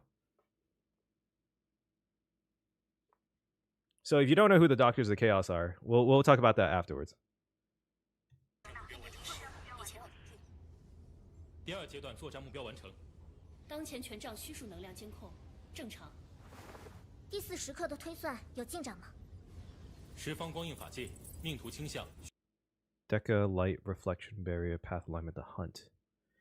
There is something so interesting in these that is not explored. Is that we have heard the concept of path powers. That is kind of. I just didn't expect it to be this utilized into weaponry.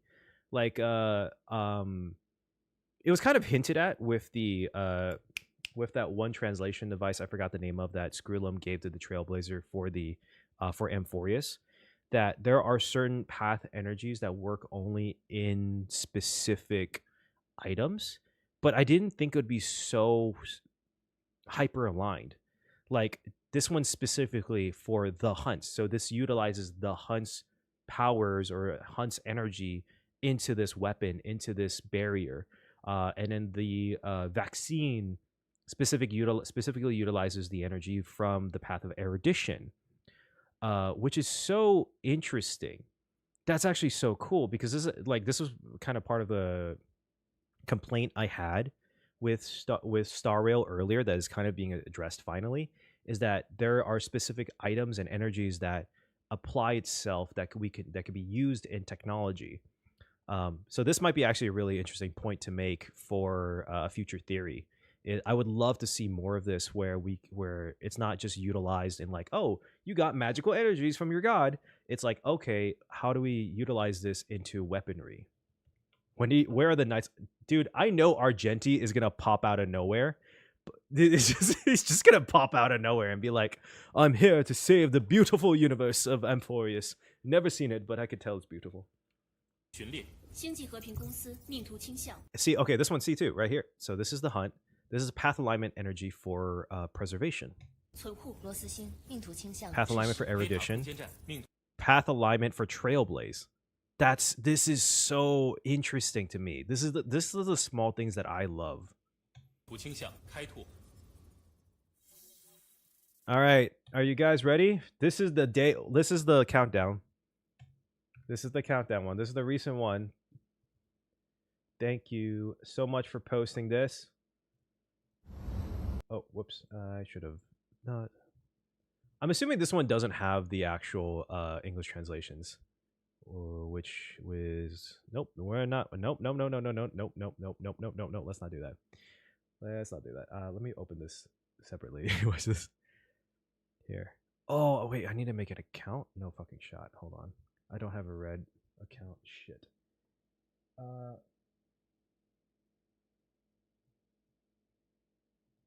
Hold on. I'm gonna give me a virus. Hold up. Is there a way for me to do this without actually making a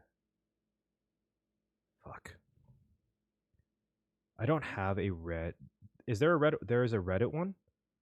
There's a Reddit one. Okay. Let me see.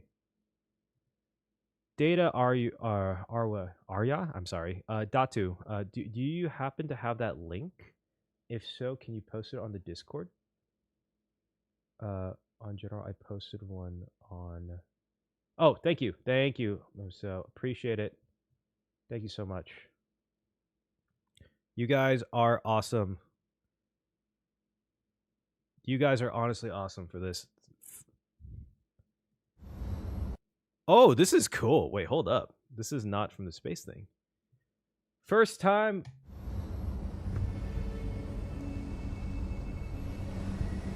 Whoa. 外部战场清扫作战取得胜利，联军将进入第3阶段作战，请做好相关准备。天才俱乐部将持续攻破权杖屏蔽协议，一旦屏障打破，即刻跃迁支援星穹列车，全火力迎击铁幕。愿人类和群星永远闪耀。Robin 此刻的悲戚与怒火， our favorite robot. 以往，是为银河晋升前最后的回响。敬请诸位见证， Dude, this is sick. 时刻将如何求解？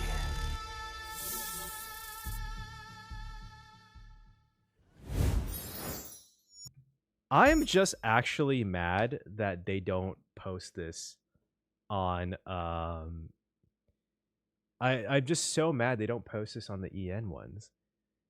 Like, unless they just plan to post them all at once tomorrow, which I highly doubt.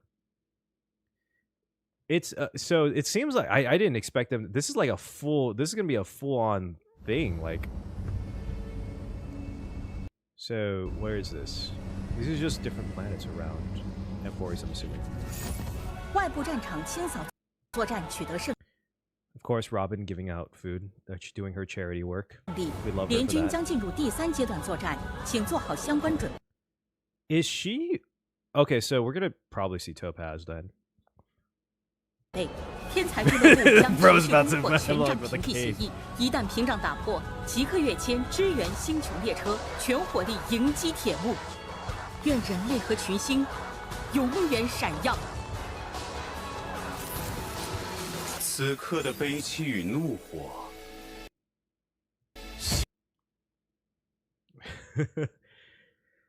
You know, honestly, okay, on the note, someone, Spectre, you mentioned a war for the multi-version long story. I feel like, this is like an off-topic thing. I feel like the end game of Star Rail is going to be the, obviously the War Among Eons. But I think there's going to be a multi-version or multi-patch version for the final war against the Abundance. I feel like that's going to be a thing. Like, I feel like it's going to be a thing, and it's going to be like... for the people who watch Demon Slayer or read Demon Slayer, it's going to be like that 1v1, like, generals against, I don't know, emanators of abundance type deal.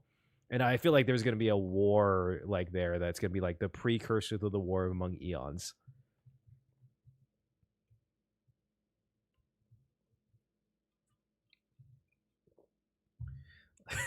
I love the fact that I love, you know, good for Lygus. Apparently he's gonna get beheaded by his own creation. That he found a platform for his speech.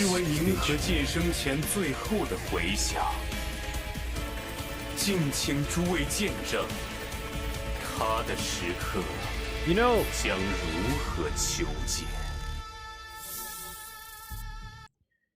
generals are good.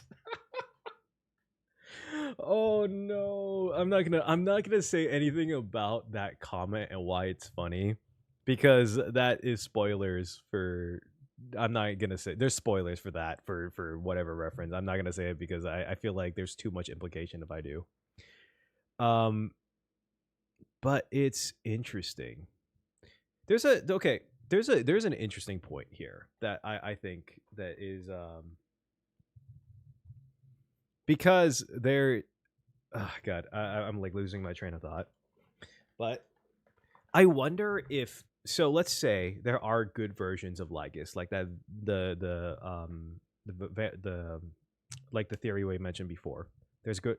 I feel like if they saw this public announcement and saw the version of themselves creating Iron Tomb and is appalled by that concept, wouldn't they go rushing in now? Like, this would be the moment they would rush in and be like, what the fuck's going on, right? Like, that, I feel like this would be that moment, right? Just imagine all the Emanators going against their respective Eons.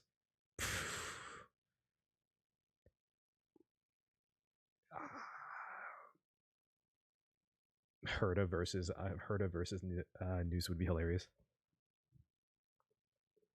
Who else would be there? Who else is a current? I don't know why I'm blanking on the Eons right now. I was about to say Fooly, but the card already happened.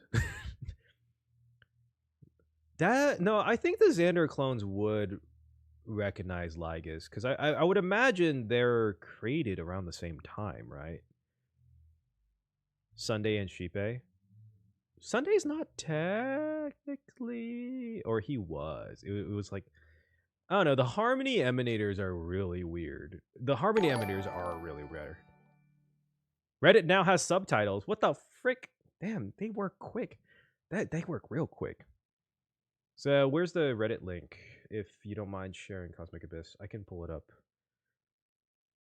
Appreciate. By the way, also thank you for the gifted. I appreciate it. Thank you.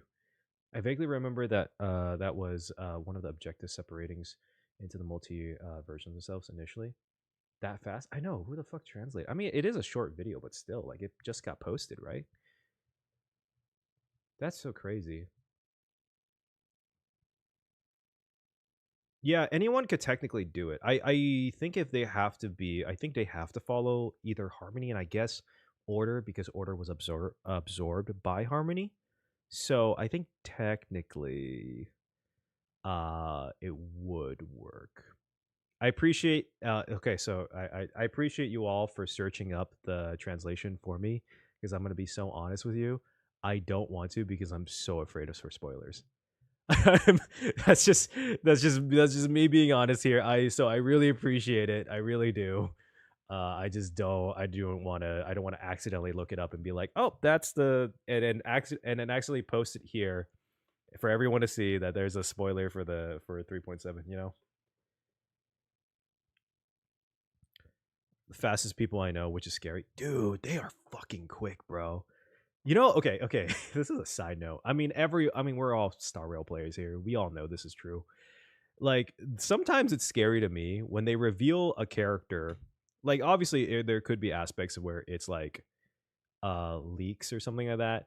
But it's scary to me when someone reveals this is just a story patch that happened, and then an artist comes out with the most beautiful artwork I've ever seen in my life based on the story, and I'm like, dude, it just happened 2 days ago.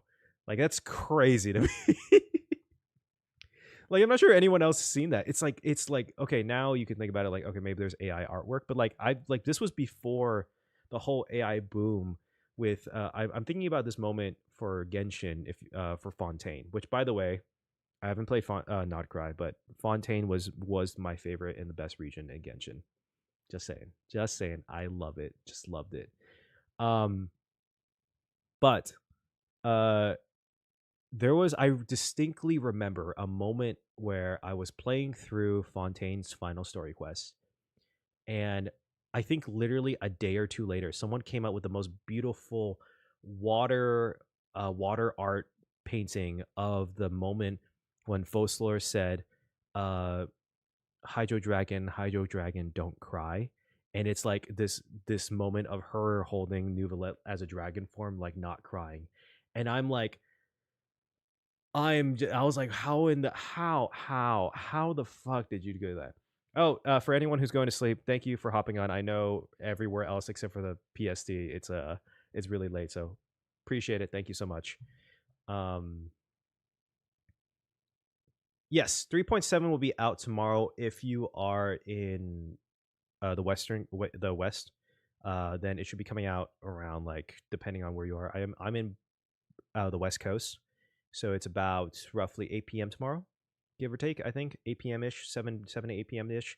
It should be for the East Coast about 5 or 6, and then before. You can also look it up. It's UTC 8, and so you can look on Google like how that translates. Thank you, Yuki, for posting the translations. You guys, damn, they are so quick.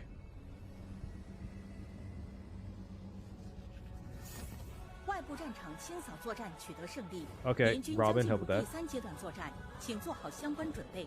天才俱乐部将持续攻破权杖屏蔽协议，一旦屏障打破，即刻跃迁支援星穹列车，全火力迎击铁幕。Oh, this is just like a hype one. This is just to get everyone hyped. All right, our boy, the cave. He's gonna mention the cave. 是为银河晋升前最后的回响，敬请诸位见证，他的时刻将如何求解。 Okay. It seems okay, so it's nothing too crazy. I think the other ones were more hyper focused on lore. So I think this one's a lot more focused. It's just more a hype one, which makes sense. It comes out like in a day, so it makes sense. Their time. I'm assuming their time is either referring to Iron Tomb, as in it's their time. It might be news, actually. You're right. Please bear witness for how their time. Oh yeah, no, you're right. It's news. It's news. It's news. You're right. News will fall, but Iron Tomb is stopped. It's news. Whenever they say like their or its with all capitals, it tends to mean the Eon. Like, I'd say 90% of the time. Iron Tomb plus Herda equals Third Emperor. That is Phynon plus Iron Tomb equals. I think I like I said, I think Phynon takes over Iron Tomb. That's just like kind of my thing. If the expo was 8 and it was about feel harmony would be somehow orders strings to Herda. Propagation would cause a destruction. God. Yeah, the thing is, a lot of the 4 that they mentioned for that will cause the end of the universe is kind of like tied to other paths. Or it's like direct relations with the other paths. Like destruction was 100% caused by Swarm and Erudition, technically. order is technically, and harmony is kind of tied together in a way too. What would it mean for the other parts like Ligas? It's kind of funny how Noose is said to fall time and time again, but never mentions Noose really fell.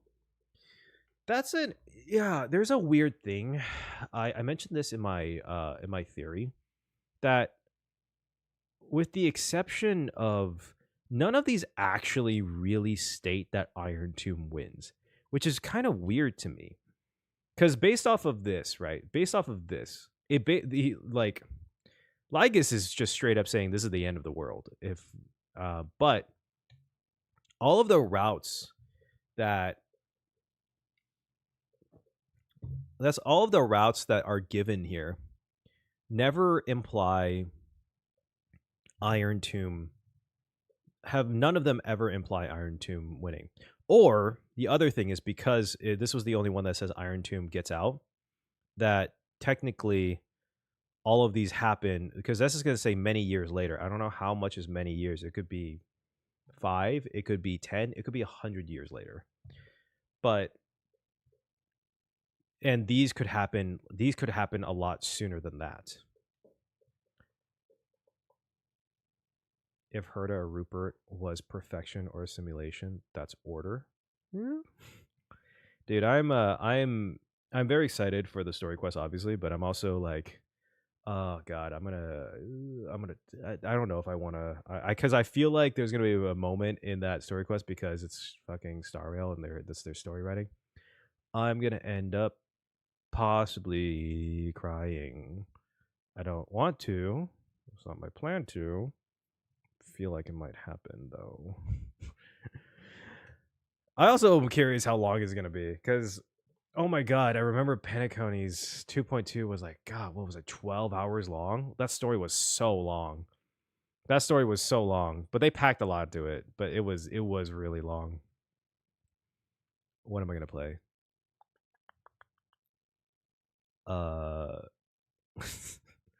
Because we're talking about the Stelleron Hunters. Let's play a Firefly team for old time's sake. Let's do Firefly. Let's do a Firefly team. Let us do a Firefly team. Where is Firefly? There is Firefly. While we're like still talking about stuff. Let's see the Cyrene build. Dude, you don't want to see the Cyrene build. There is no Cyrene build. There's only hopes and dreams. It is just hopes and dreams right now.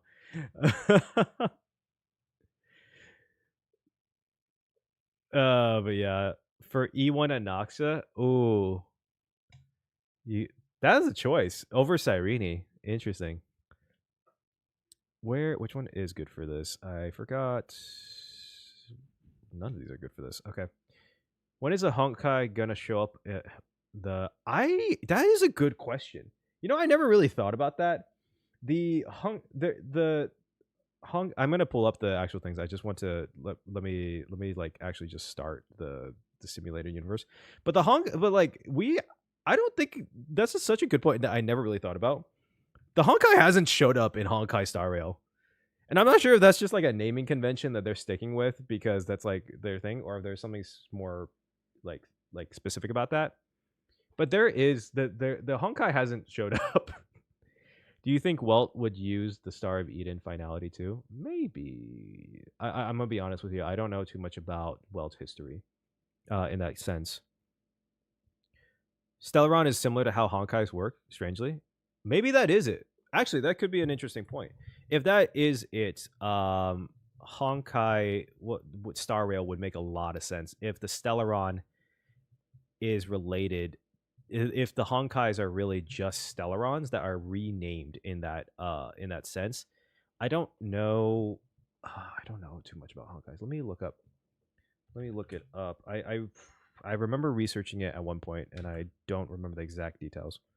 What is a Honkai? Here we go.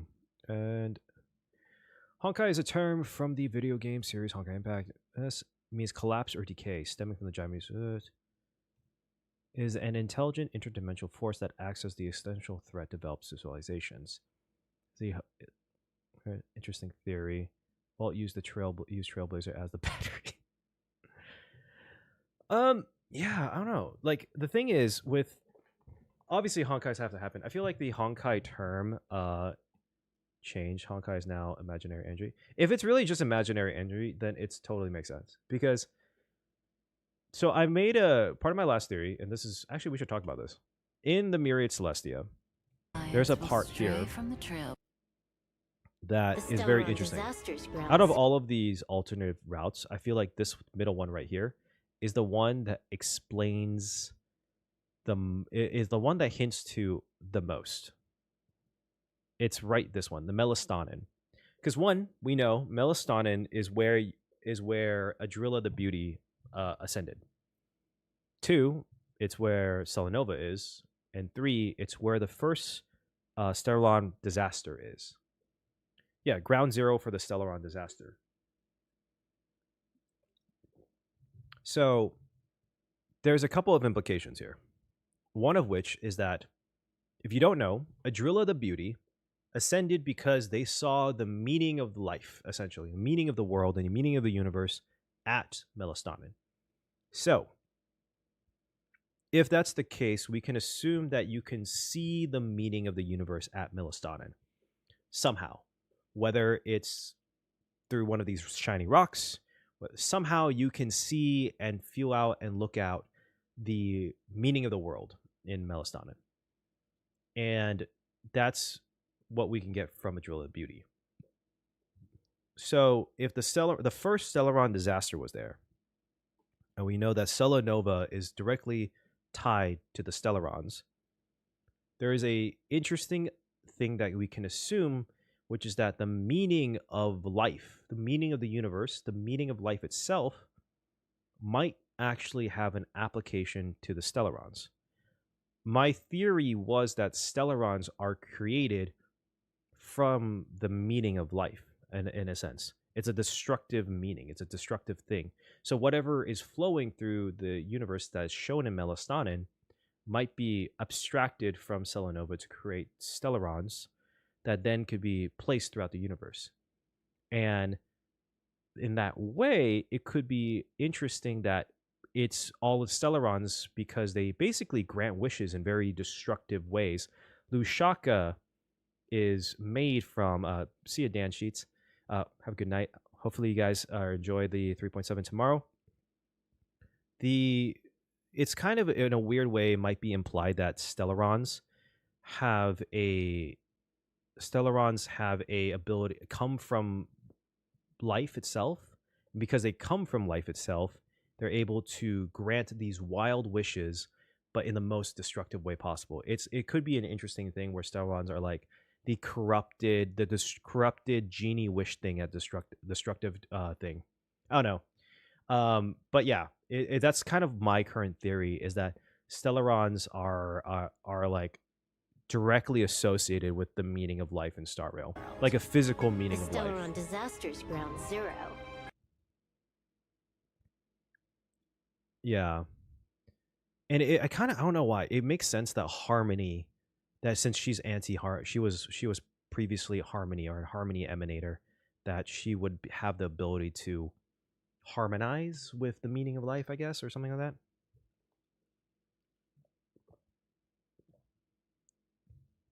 Exactly. Wish, make a wish, wish no turn off. Yeah. I still stand by the idea that Cyrene might be like a that Cyrene was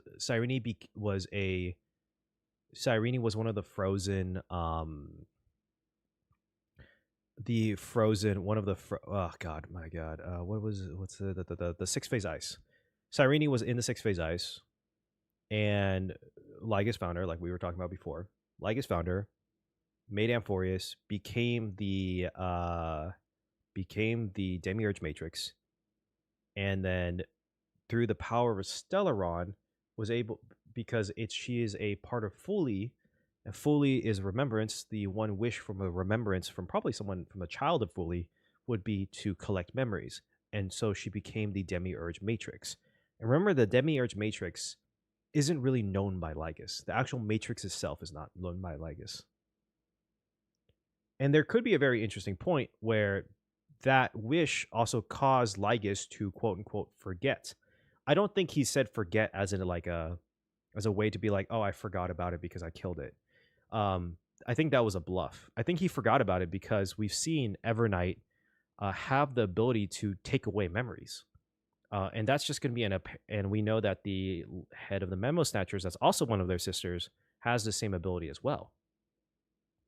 So it's not crazy to me that if Cyrene became the Demiurge Matrix, that she also has that ability to be like, hey, the last thing I'm going to do before, so I can keep doing this, is snap away the memories of me being dead.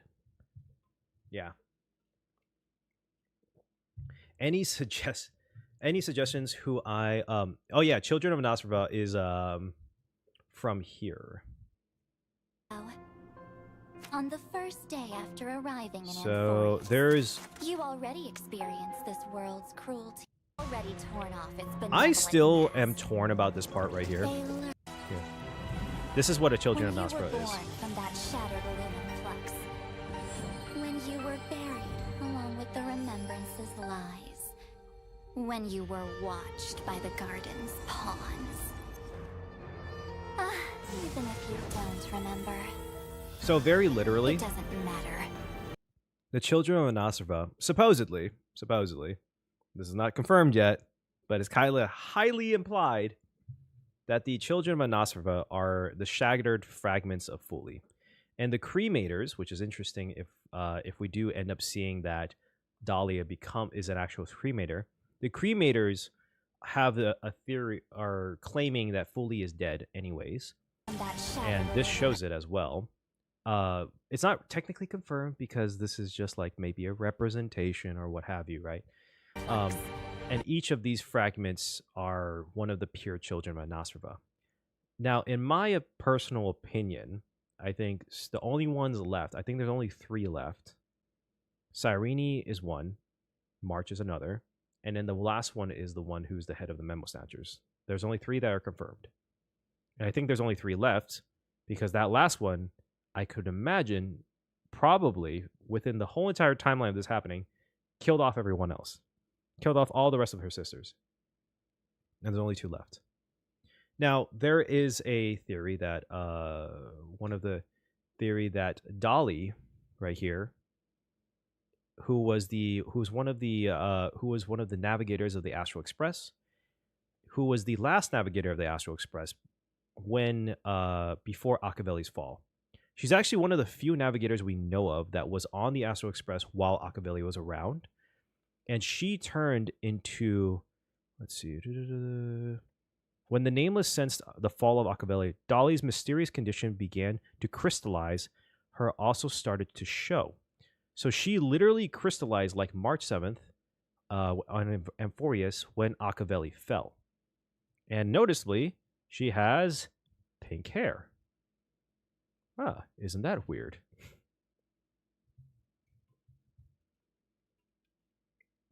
There's a pure child that is the head of Memo Snatchers because I know they're Amphoreus, but I didn't know they're for the Snatchers specifically.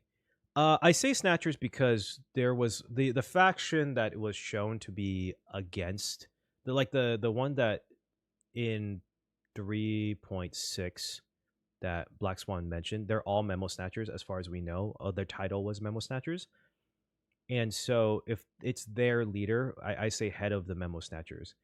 And if you're an emanator of remembrance, you could definitely snatch memories. Like it's for sure. I think it's easy enough. At least for them, right? I think it's more physical body than dead because Fuli's gaze on the Trailblazer. So, okay, there's a very interesting thing about that, right? We've actually been shown quite a few times that remembrance has a weird relationship with time. And I honestly do not like it when stories get all timey-wimey in the words of Doctor Who. But there has been a few examples that time is less fluid in the remembrance. That certain aspects, there's been times where Fuli has done something or shown something that happened in the future that work in the past. Yeah, like I'm not sure if it's time travel. Okay, here. Actually, no. Here. I was trying to remember the specific example I was looking for. I just remembered it. It was the Eden of Blessed Insight. Eden HSR. Eden of Blessed Insight. Okay, while I'm looking this up, kind of a fun post Amphoreus. I have a couple of stream ideas. I'm gonna want to do a little bit more streams. While I'm looking this up to explain this, kind of random ideas, and I want to hear you guys' thoughts on this. Is that I wanted to do a stream that was to do a post Amphoreus kind of lore stream where we like do a 1v1s against characters and figure out who is the quote strongest character in Star Rail by lore, both including emanators, not including emanators. Who is the strongest playable characters by lore? Second stream idea is going to be kind of more fun one. Is just to like tier list rank the best boss music in Star Rail, because I'm assuming there's going to be another one for Iron Tomb, and I'm assuming that's going to be really, really good because they always do a really, really good job with that. Honestly, Hoyo, half of Hoyo's success, I have to give it, probably came from Hoyo's music department. And then final idea would be to do kind of a God, this is gonna be rough on me. Is to do a kind of a trivia quiz where I have you guys input questions for me, multiple choice questions about Star Rail's lore. Could be anything about it.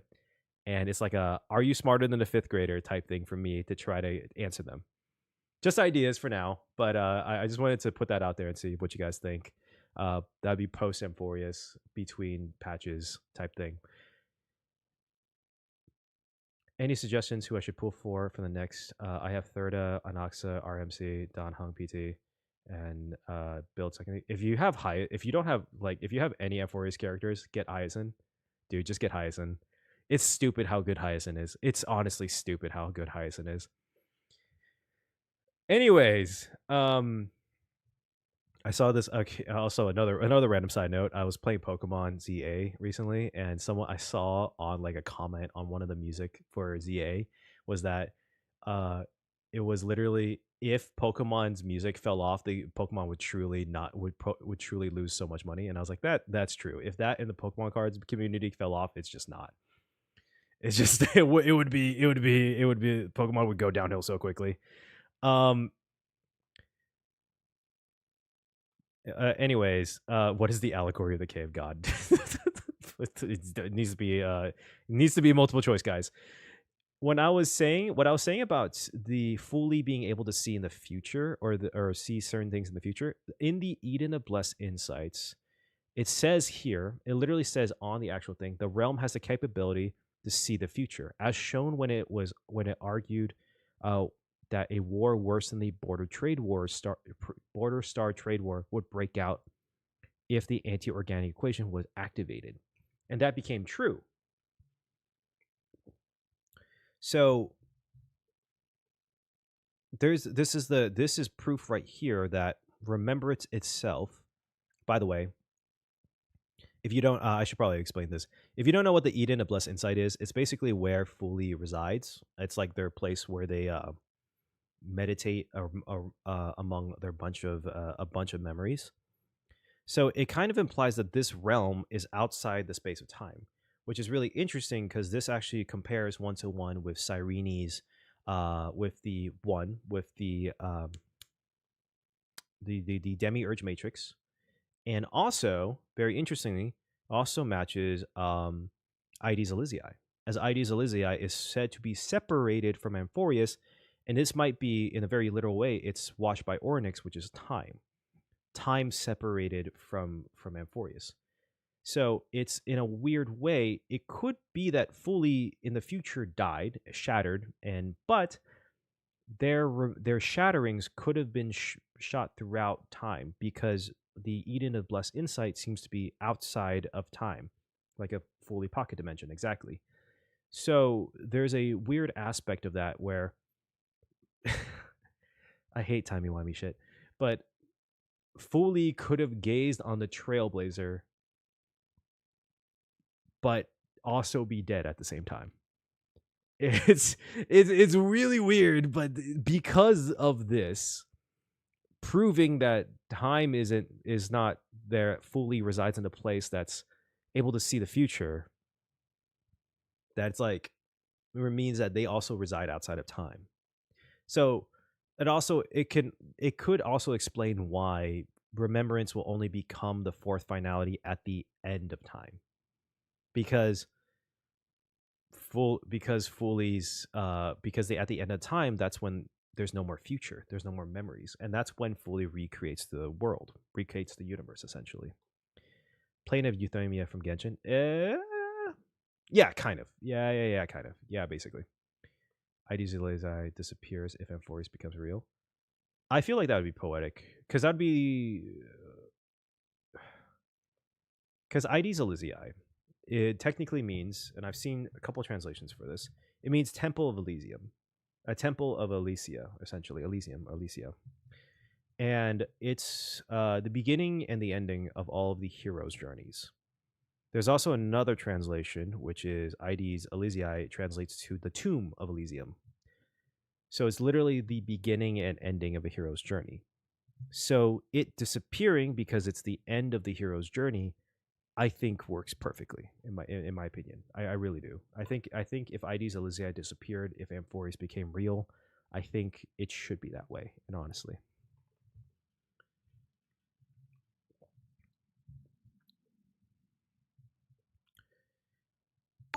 yeah, it's a miniature Eden of Blessed Insight.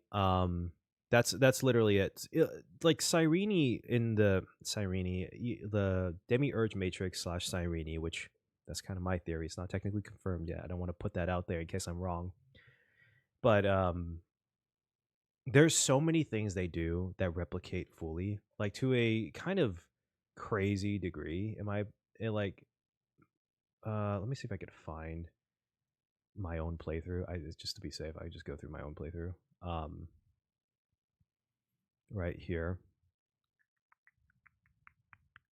Gotta hear my own reactions. There's a point right here where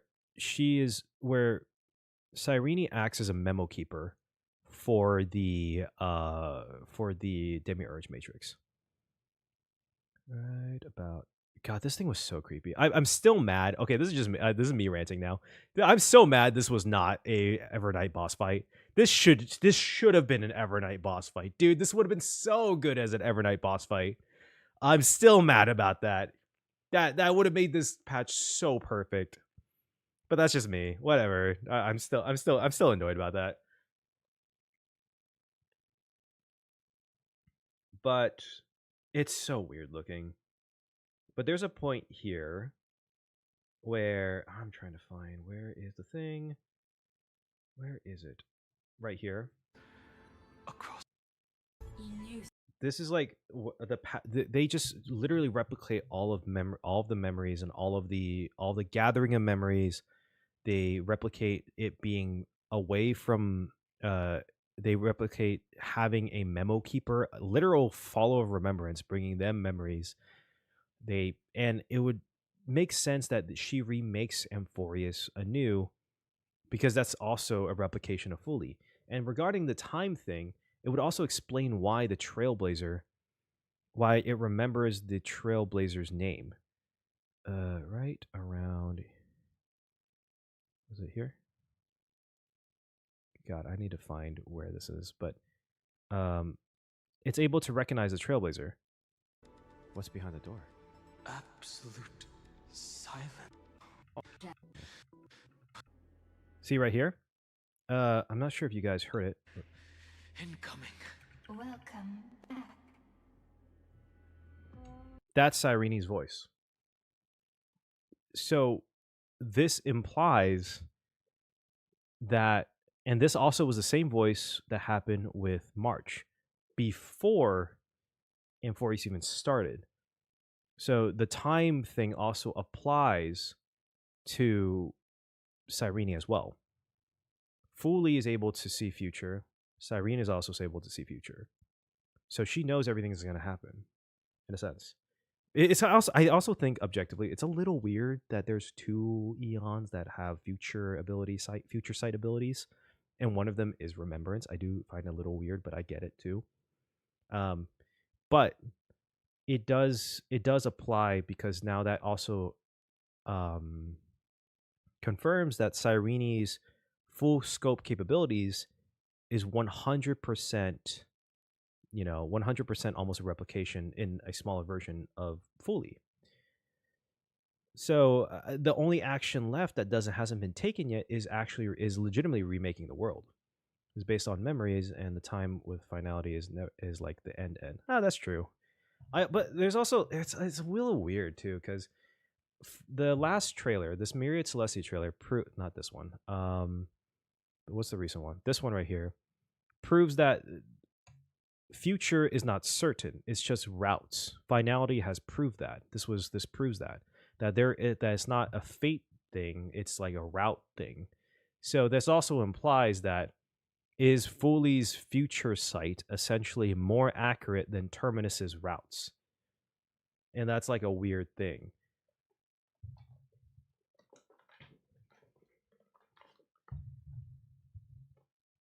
God, if anyone could hear what I'm talking about right now outside the context of Star Rail, sounds fucking crazy. I realize that, like, objectively, it sounds insane the more I talk about it.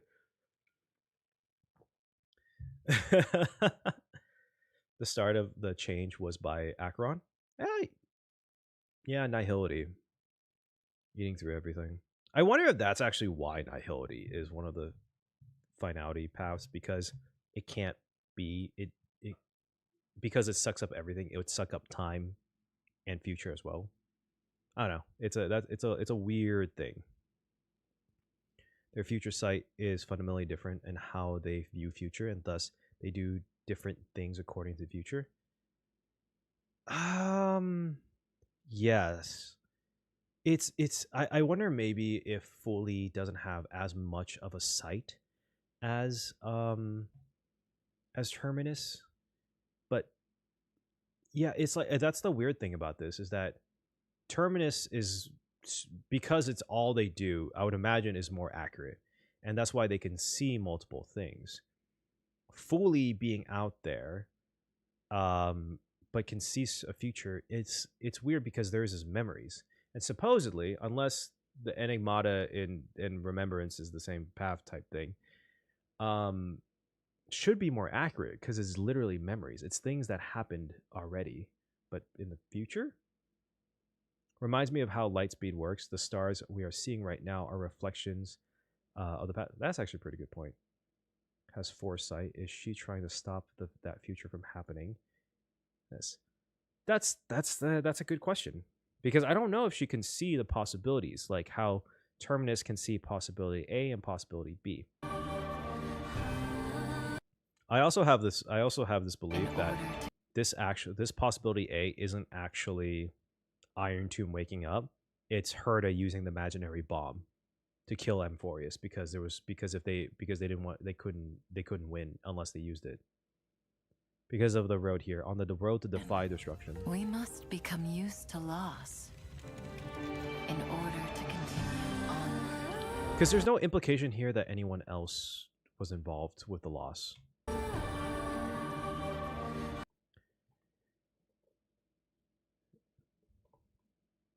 Personally, I think Harmony is a finality because they seek to absorb and unify everything in Harmony.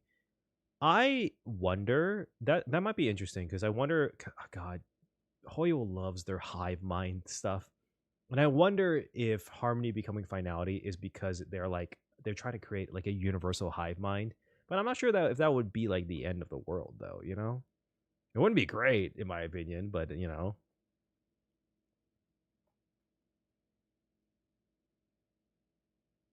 Acheron is an emanator nihility.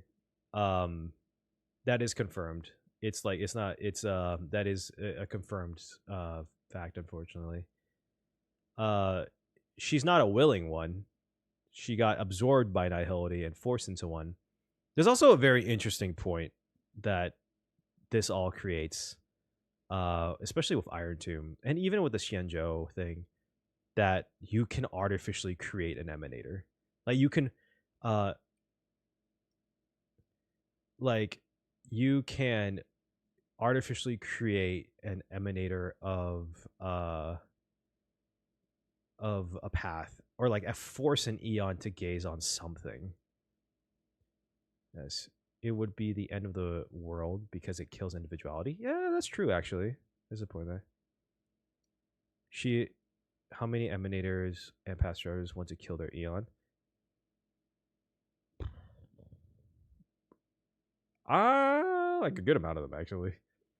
Lord Ravagers seem very loyal, but at the same time, they've all accepted. It's not they kill their eon; it's more like they respectively like accept their own deaths. Acheron wants to kill their own eon. Herda doesn't. I don't think any of the elation. There's nothing to show that. She's an emanator in process. No, that was stated in game, unless it's a translation error, but it was stated that she is an emanator. Like, here.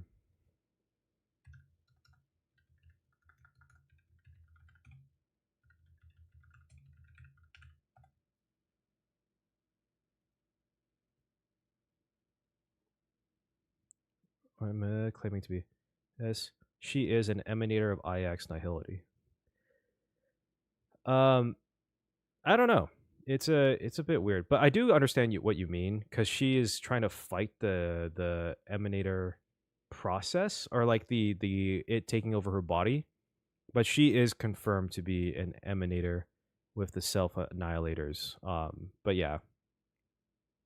Oh, by the way, we actually never finished this. Holy shit! We should finish this before I sign off, because I'm gonna sign off in probably like around 15 to 20 minutes, 20-ish minutes. Cyrene. So far we have Cyrene will die / be forgotten. Chrysos heirs will be real people. Amphoreus becomes a planet. Herda will use. Oh, God, I can't grammar. Will use the imaginary implosion thingy. That's my exact words. I should actually just look up the real name. Hold on. Chadwick's imaginary impulse. Is this just imaginary impulse weapon?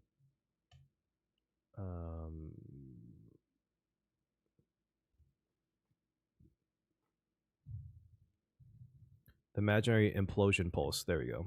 There.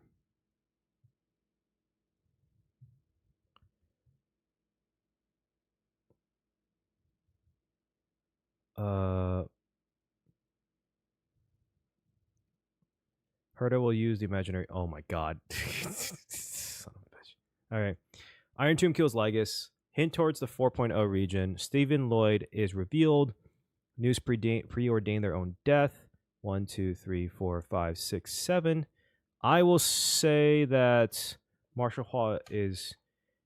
I don't think Marshall Hall will actually be revealed. I think it's more likely that Pearl will be revealed than anything else. So I'm gonna stick with those three as like as my predictions for that. All right. Anything else? Any other ones that's going on?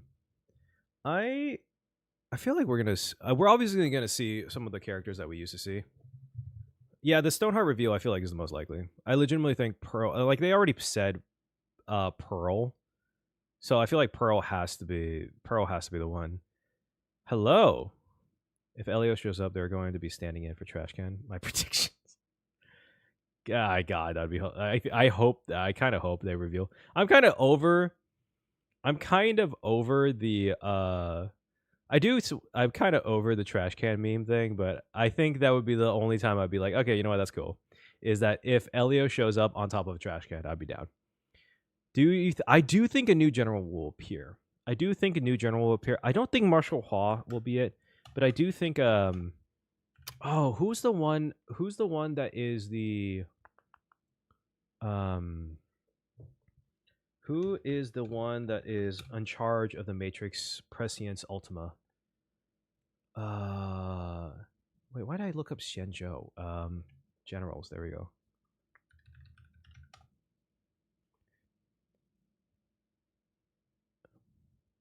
here. Where are they? Where are they? Oh my god, where's the goddamn list? Okay, here we go. Hua, General Hua, Fei Xiao, Hua Yan. I can't wait for playable Hua Yan. I feel like he's gonna be OP as shit. I don't know why. Something gives me he gives me like strong old man vibes. He gives me Bleach, who's the Bleach captain, number 1 captain, I forgot her name. Yao Guan. I can see Yao Guan being revealed because they've already used her voice.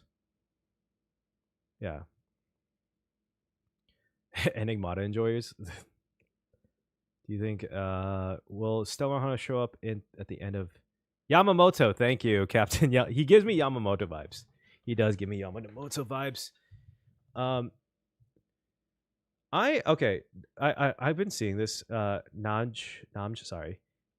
What do you mean by a kami versus an emanator? I understand kami as in a god, but I don't understand how she's not an emanator if the game confirmed it. Acheron have divine blood of a kami in the horns to prove it. The blood of flowers, all the swords, chains. I understand. I understand that point, that she's a kami from that point. But yeah, no, I think in terms of generals, I feel like Yao Guan would be the one that would be revealed if they're gonna do something like that. Cyrene ascends to Eon of Humanity. I do think we're going to see. I don't think Cyrene will become an Eon, but I do think we're going to see at some point the reveal of an Eon, of an Eon's rise. That's kind of where I will say that. I don't know who, I don't know when that would be, but yeah, I do think that's gonna happen.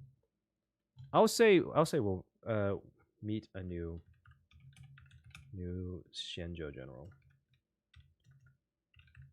Zhou general. Any speculations? I don't think if there's gonna be a new Eon, I feel like, God, there's a part of me that's like, it's hard to speculate something like that because all the times that we know an Eon rose was honestly just random events. It was stuff that there was no like implication of it happening.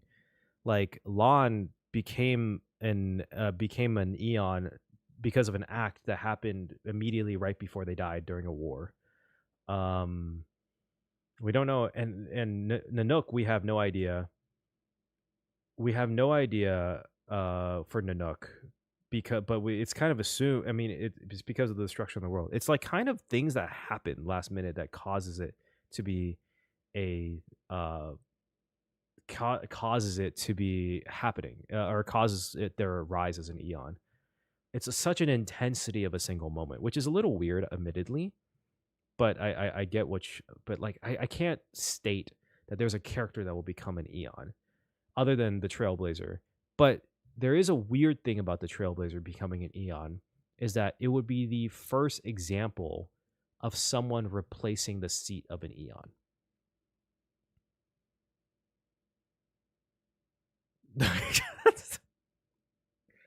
Wait. Aha didn't become. Aha climbed the imaginary tree and then laughed. Right? Am I thinking of someone else? Aha, XSR. Am I going crazy? I remember that being a thing. Ranmei definitely wants to become an Eon. Whether or not she will actually do it is a whole entire other thing. Didn't they go seek adventures? Ascension. Aha climbed the highest branch of the imaginary tree. They saw the void, and stars appeared, operating like tree. There's nothingness. They continue to look until they. Oh, you are right. They saw a baby fall on the ground and burst into laughter. I forgot about that last part. You're right. Oh God, that. God damn it! I completely forgot about that. Actually. Yeah, you're right. I completely forgot. I didn't think. I literally just, that did not occur to me. I don't know why I did not even think about that. All right, come on, guys. last couple of predictions. 1, 2, 3, 4, 5, 6, 7, 8. Or one more. 9, right? 1, 2, 3, 4, 5, 6, 7, 8, 9. One more predictions. One from the chat. It feels so weird to say chat. Is that just me? Is that just me? I feel weird saying it. I know it's like technically true, but it's like it's just odd. Have you seen the things where, like, on a side note, while you guys are probably typing, have you seen the thing where, like, it's becoming a popular thing now with high schoolers and middle schoolers where they'll just say, like, chat, like, in conversation, and just, like, go and just, like, while they're talking, and just be like, chat, and, like, oh, I'm like, ooh, I kind of hate that. I was like, the old man in me hates that. I don't know. I don't know. That's just me. Good, but then again, maybe I'm just old, man. Maybe I'm just old. Maybe we'll get therapy. God, I hope we do. God, I hope Star Rail. I hope the main crew, like, you know what I do hope for the main crew in 3.8. I know we're gonna see Dahlia, but I hope we actually get like a relaxed time in Penacony. Like, we actually chill. That would be great. Or like we go to some like chill. We get a beach filler arc or something, right? Now you're just old and normal. Okay, cool. Trailblazer hosting a Stelleron, having a gaze. We need a we do need a Star Rail Beach episode. Let's I was about to say my last one is going to be the boss music is banger, but that's not going to be that's not a prediction. That's just true at this point. Mythos jump scare in the middle of Iron Tomb boss fight. I am curious why. I mean, I would love that, but I don't know why that would happen though. Actually, no, that I feel like if it was erudition more, maybe. We'll get the scenario C. It will be a happy ending where everyone lives. See, the hard part about me putting that down, as much as I want that to happen, I feel like it won't. That's just because it goes against my first one. That's I don't know. That's the reason why I would love that to happen. I would love to be wrong about that, but I'm just saying. My knowing Xiaoji, Trailblazer unlocks more Stelleron powers. Oh, that one's interesting. Aha, laughing in the boss fight. A little bit subtle. You know what? I know one, and I want to see what you guys think. Still waiting for that house heartwarming story. You just gotta keep waiting, my dude, or my girl. You're gonna have to wait for the whole entire thing. Chrysos airs. Chrysos airs Titan form. Something like that. Slight which Chrysos airs will my bad. Thank you. Cuz they did so they mentioned this in the actual live stream that the Chrysos heirs are now confirmed Titans. They will become Titans in the new world. Now, I would be so interested to see because I said this before in the beginning. I want to see the Chrysos heirs Titan forms. Like, to a certain extent. Like, as a maybe even as a part, possibly as a part of the boss fight. It would be cool. I don't know if they would do it because I feel like it would be a lot of fucking work, but it would be cool if, like, let's say mid boss fight and you know that little button you press where like the event boss thing matters or like changes the thing, where like you click it and then like Maide has his giant spear come out of nowhere and smack Iron Tomb or something like that. I think it would be really cool. It's definitely a hard reach. Super hard reach for that to happen, but I would love it for it to happen. But I also can't think of anything else. We're coming to the end of the story, so it's like hard to say anything that's not just like a reveal of a new character or like things happening in the end. Because my own theory is Cyrene will die and forgotten by the universe. Chrysos heirs would, and that would cause the new Amphoreus to become real people. Now, there's another thing here, though. When the Chrysos heirs become real people in that new world, will they remember what happens? Actually, that might be a good ending prediction. Do you guys think that the Chrysos heirs, when they become real, will remember what happened for Amphoreus to be born? Put Acheron on the predictions? I really don't think Acheron's going to show up. There's no indication that Acheron would show up. She would get lost on the way. Not Digimon try. Oh, this Chrysos heirs give Cyrene a spirit bomb in the boss fight.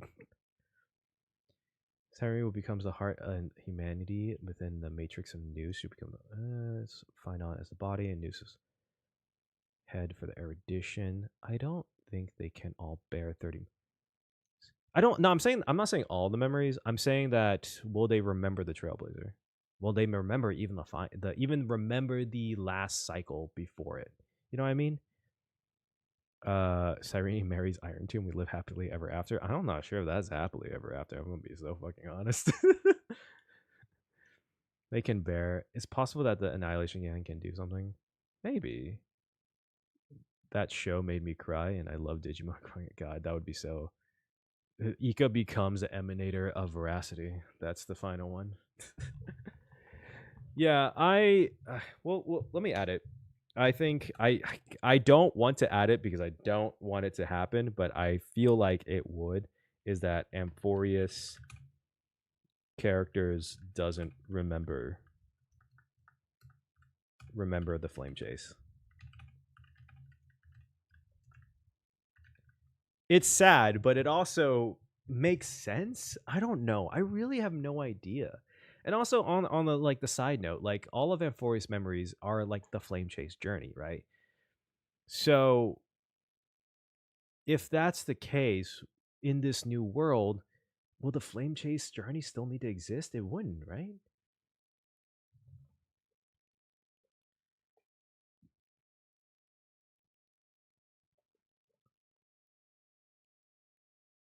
There is a split second scene in Cyrene trailer with the chairs and the cycles. Actually, you know what? We should end off with that. You're so right, because that is the most recent trailer. We should watch that real quick one more time, because I haven't gone scene by scene on this yet, actually. Just one last piece left. Are you looking for this? It is somewhat modern. If 30 million pieces are needed to create the image of the end, then I hope I get to be one of the pieces. Not a powerless onlooker putting them together. Okay, that is also a very this is also a very, very, very interesting line, because a powerless onlooker is the definition of a Pathstrider of Remembrance. All the memo keepers are technically onlookers. Technically.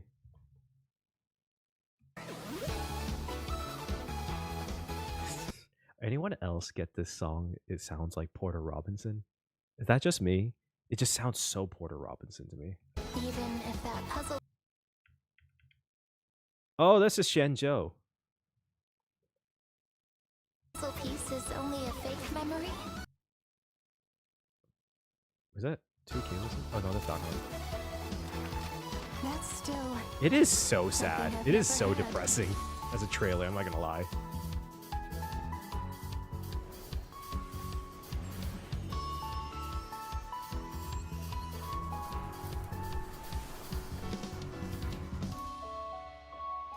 Where is this? Okay, so this is interesting because this is a actual one-to-one comparison to the end of the Herta Space Station arc.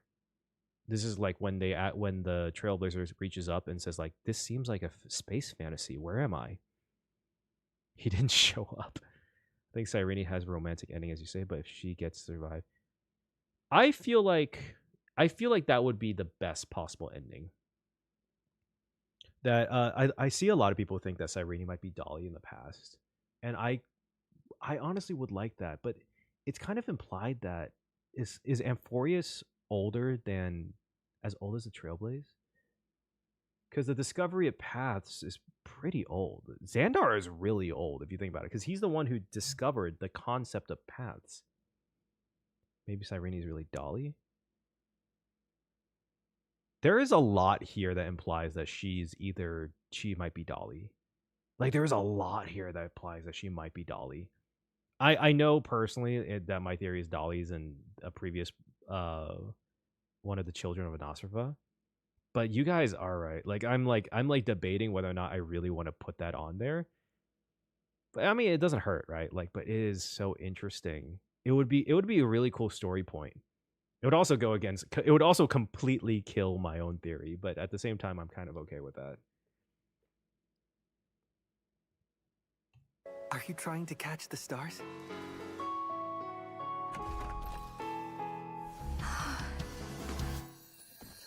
Have you really thought it through?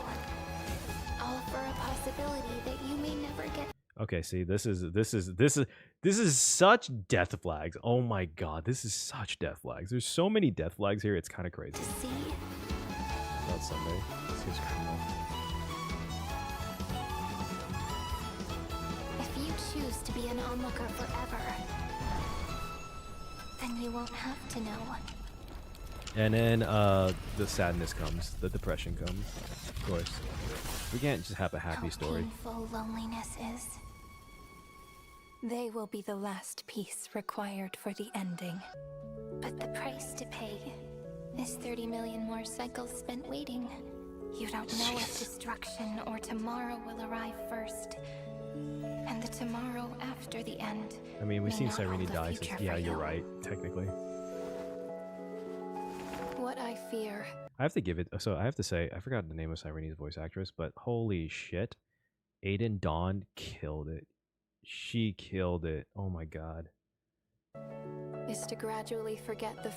Wasn't the girl music video for the song in similar situation? Cyrene, a lone girl. Wait, which song are you talking about? Part. She dies. It won't be a real death. Face of the one I'm waiting for.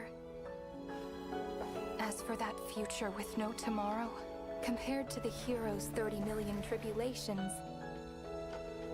mere waiting is a small price to pay, isn't it? Okay, especially this part sounds like Porter. I think there's still a slight chance. God. There is a chance. There's a chance that they're going to do a thing where there's a possibility C. But I don't think so.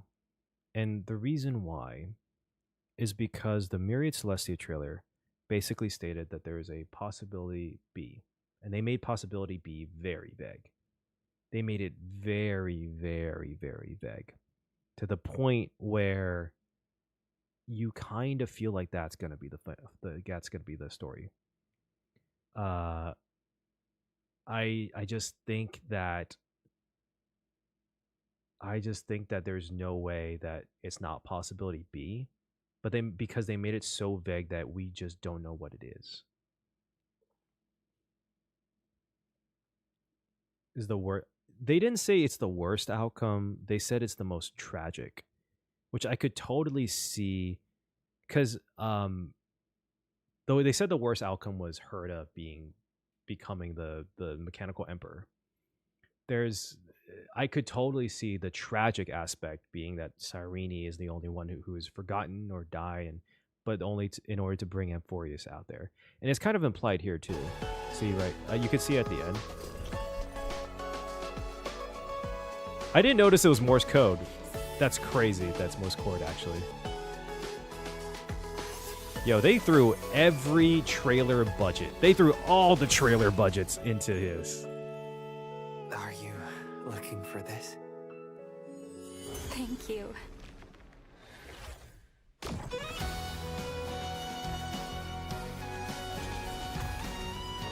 don't want to see Herta impressed. I think it would be kind of funny. she's gonna marry Amphoreus. This is so sweet. This part is actually really sweet.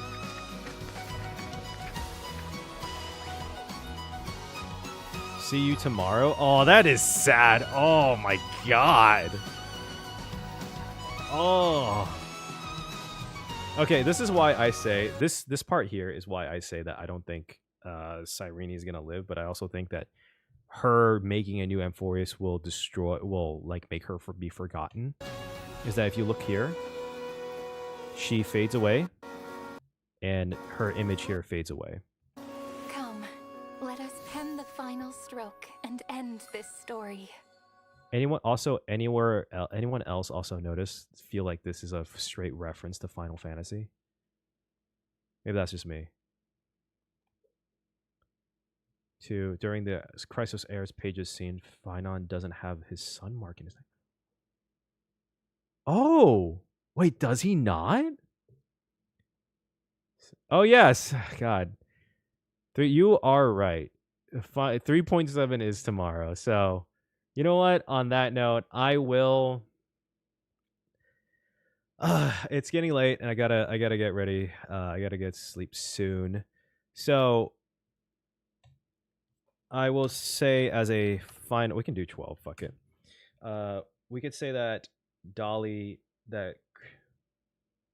That Cyrene Dolly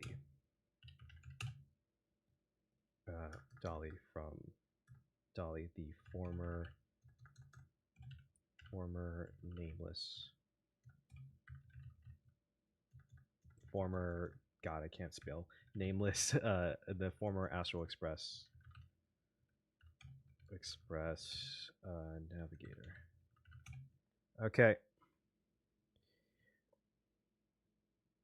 It's a Final Fantasy reference to FF14. I haven't played FF14, but I think it's but yeah, no, I saw that as a straight reference. It's really cool though. The trailer will cost a ton. We see game designer and the scenario writer, but this has to be made by a top corporation. Yeah, they fucking killed it with that trailer. I'm so excited for 12, one for each Chrysos Heir. Actually, that works out perfectly. 12 predictions, one for each Chrysos Heir. Yeah, how poetic.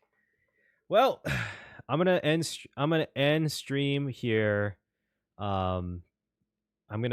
Because I gotta get ready for bed soon. Your boy has to go to his job tomorrow. So we're gonna leave it here. But I'm excited for you guys. I'm excited for this, and yeah. On that note, see you tomorrow. Well, what about the 13 secret 13 prediction? You'll see tomorrow. See you tomorrow, guys. See you tomorrow.